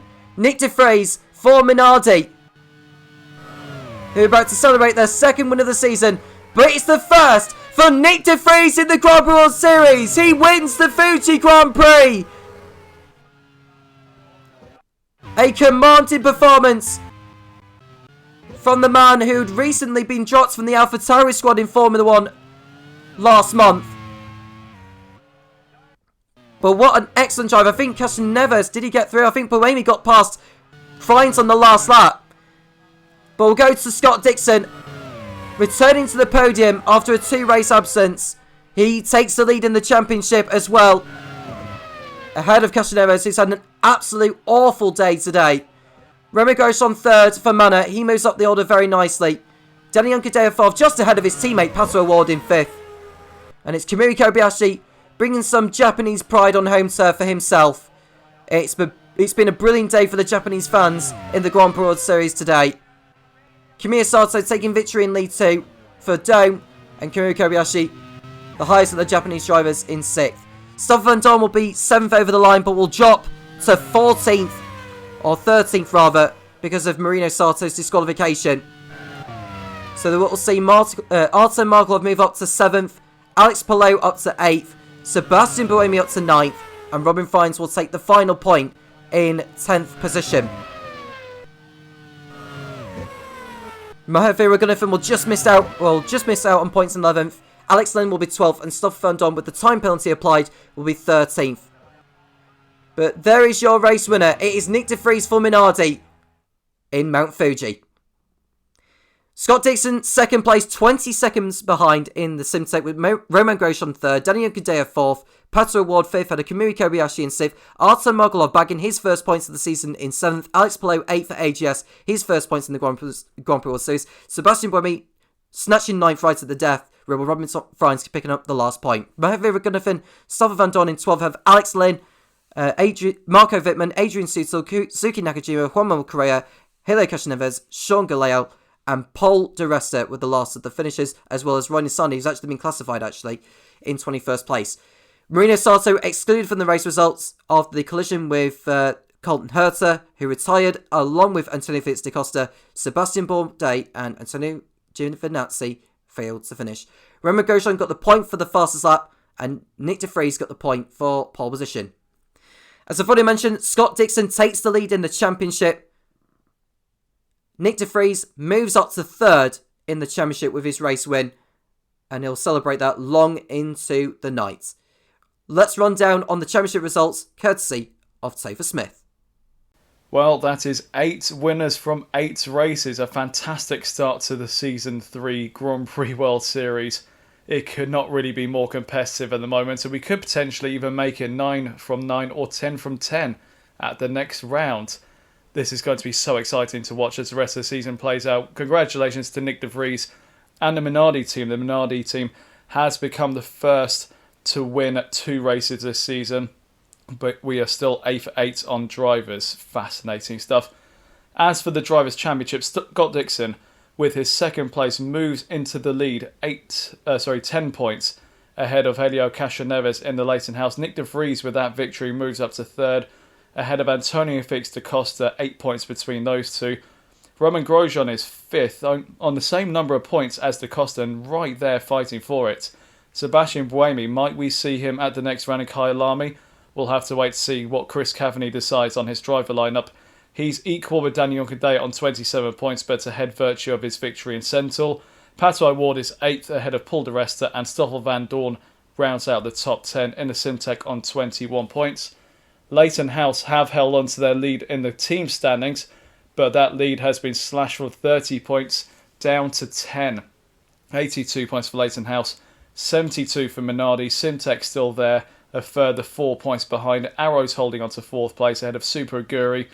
Mana are on 36, ahead of Onyx on 19. BAR on 13, Prost on 12, and HRT on 6, bringing up the rear of the top 10. What a fascinating day it's been. Mount Fuji once again providing some spectacular racing in the Grand Prix World Series. Next time we will be racing in South Africa as we take to the Kyalami circuit. Make sure you stick with us and tune in then. Until then, take care.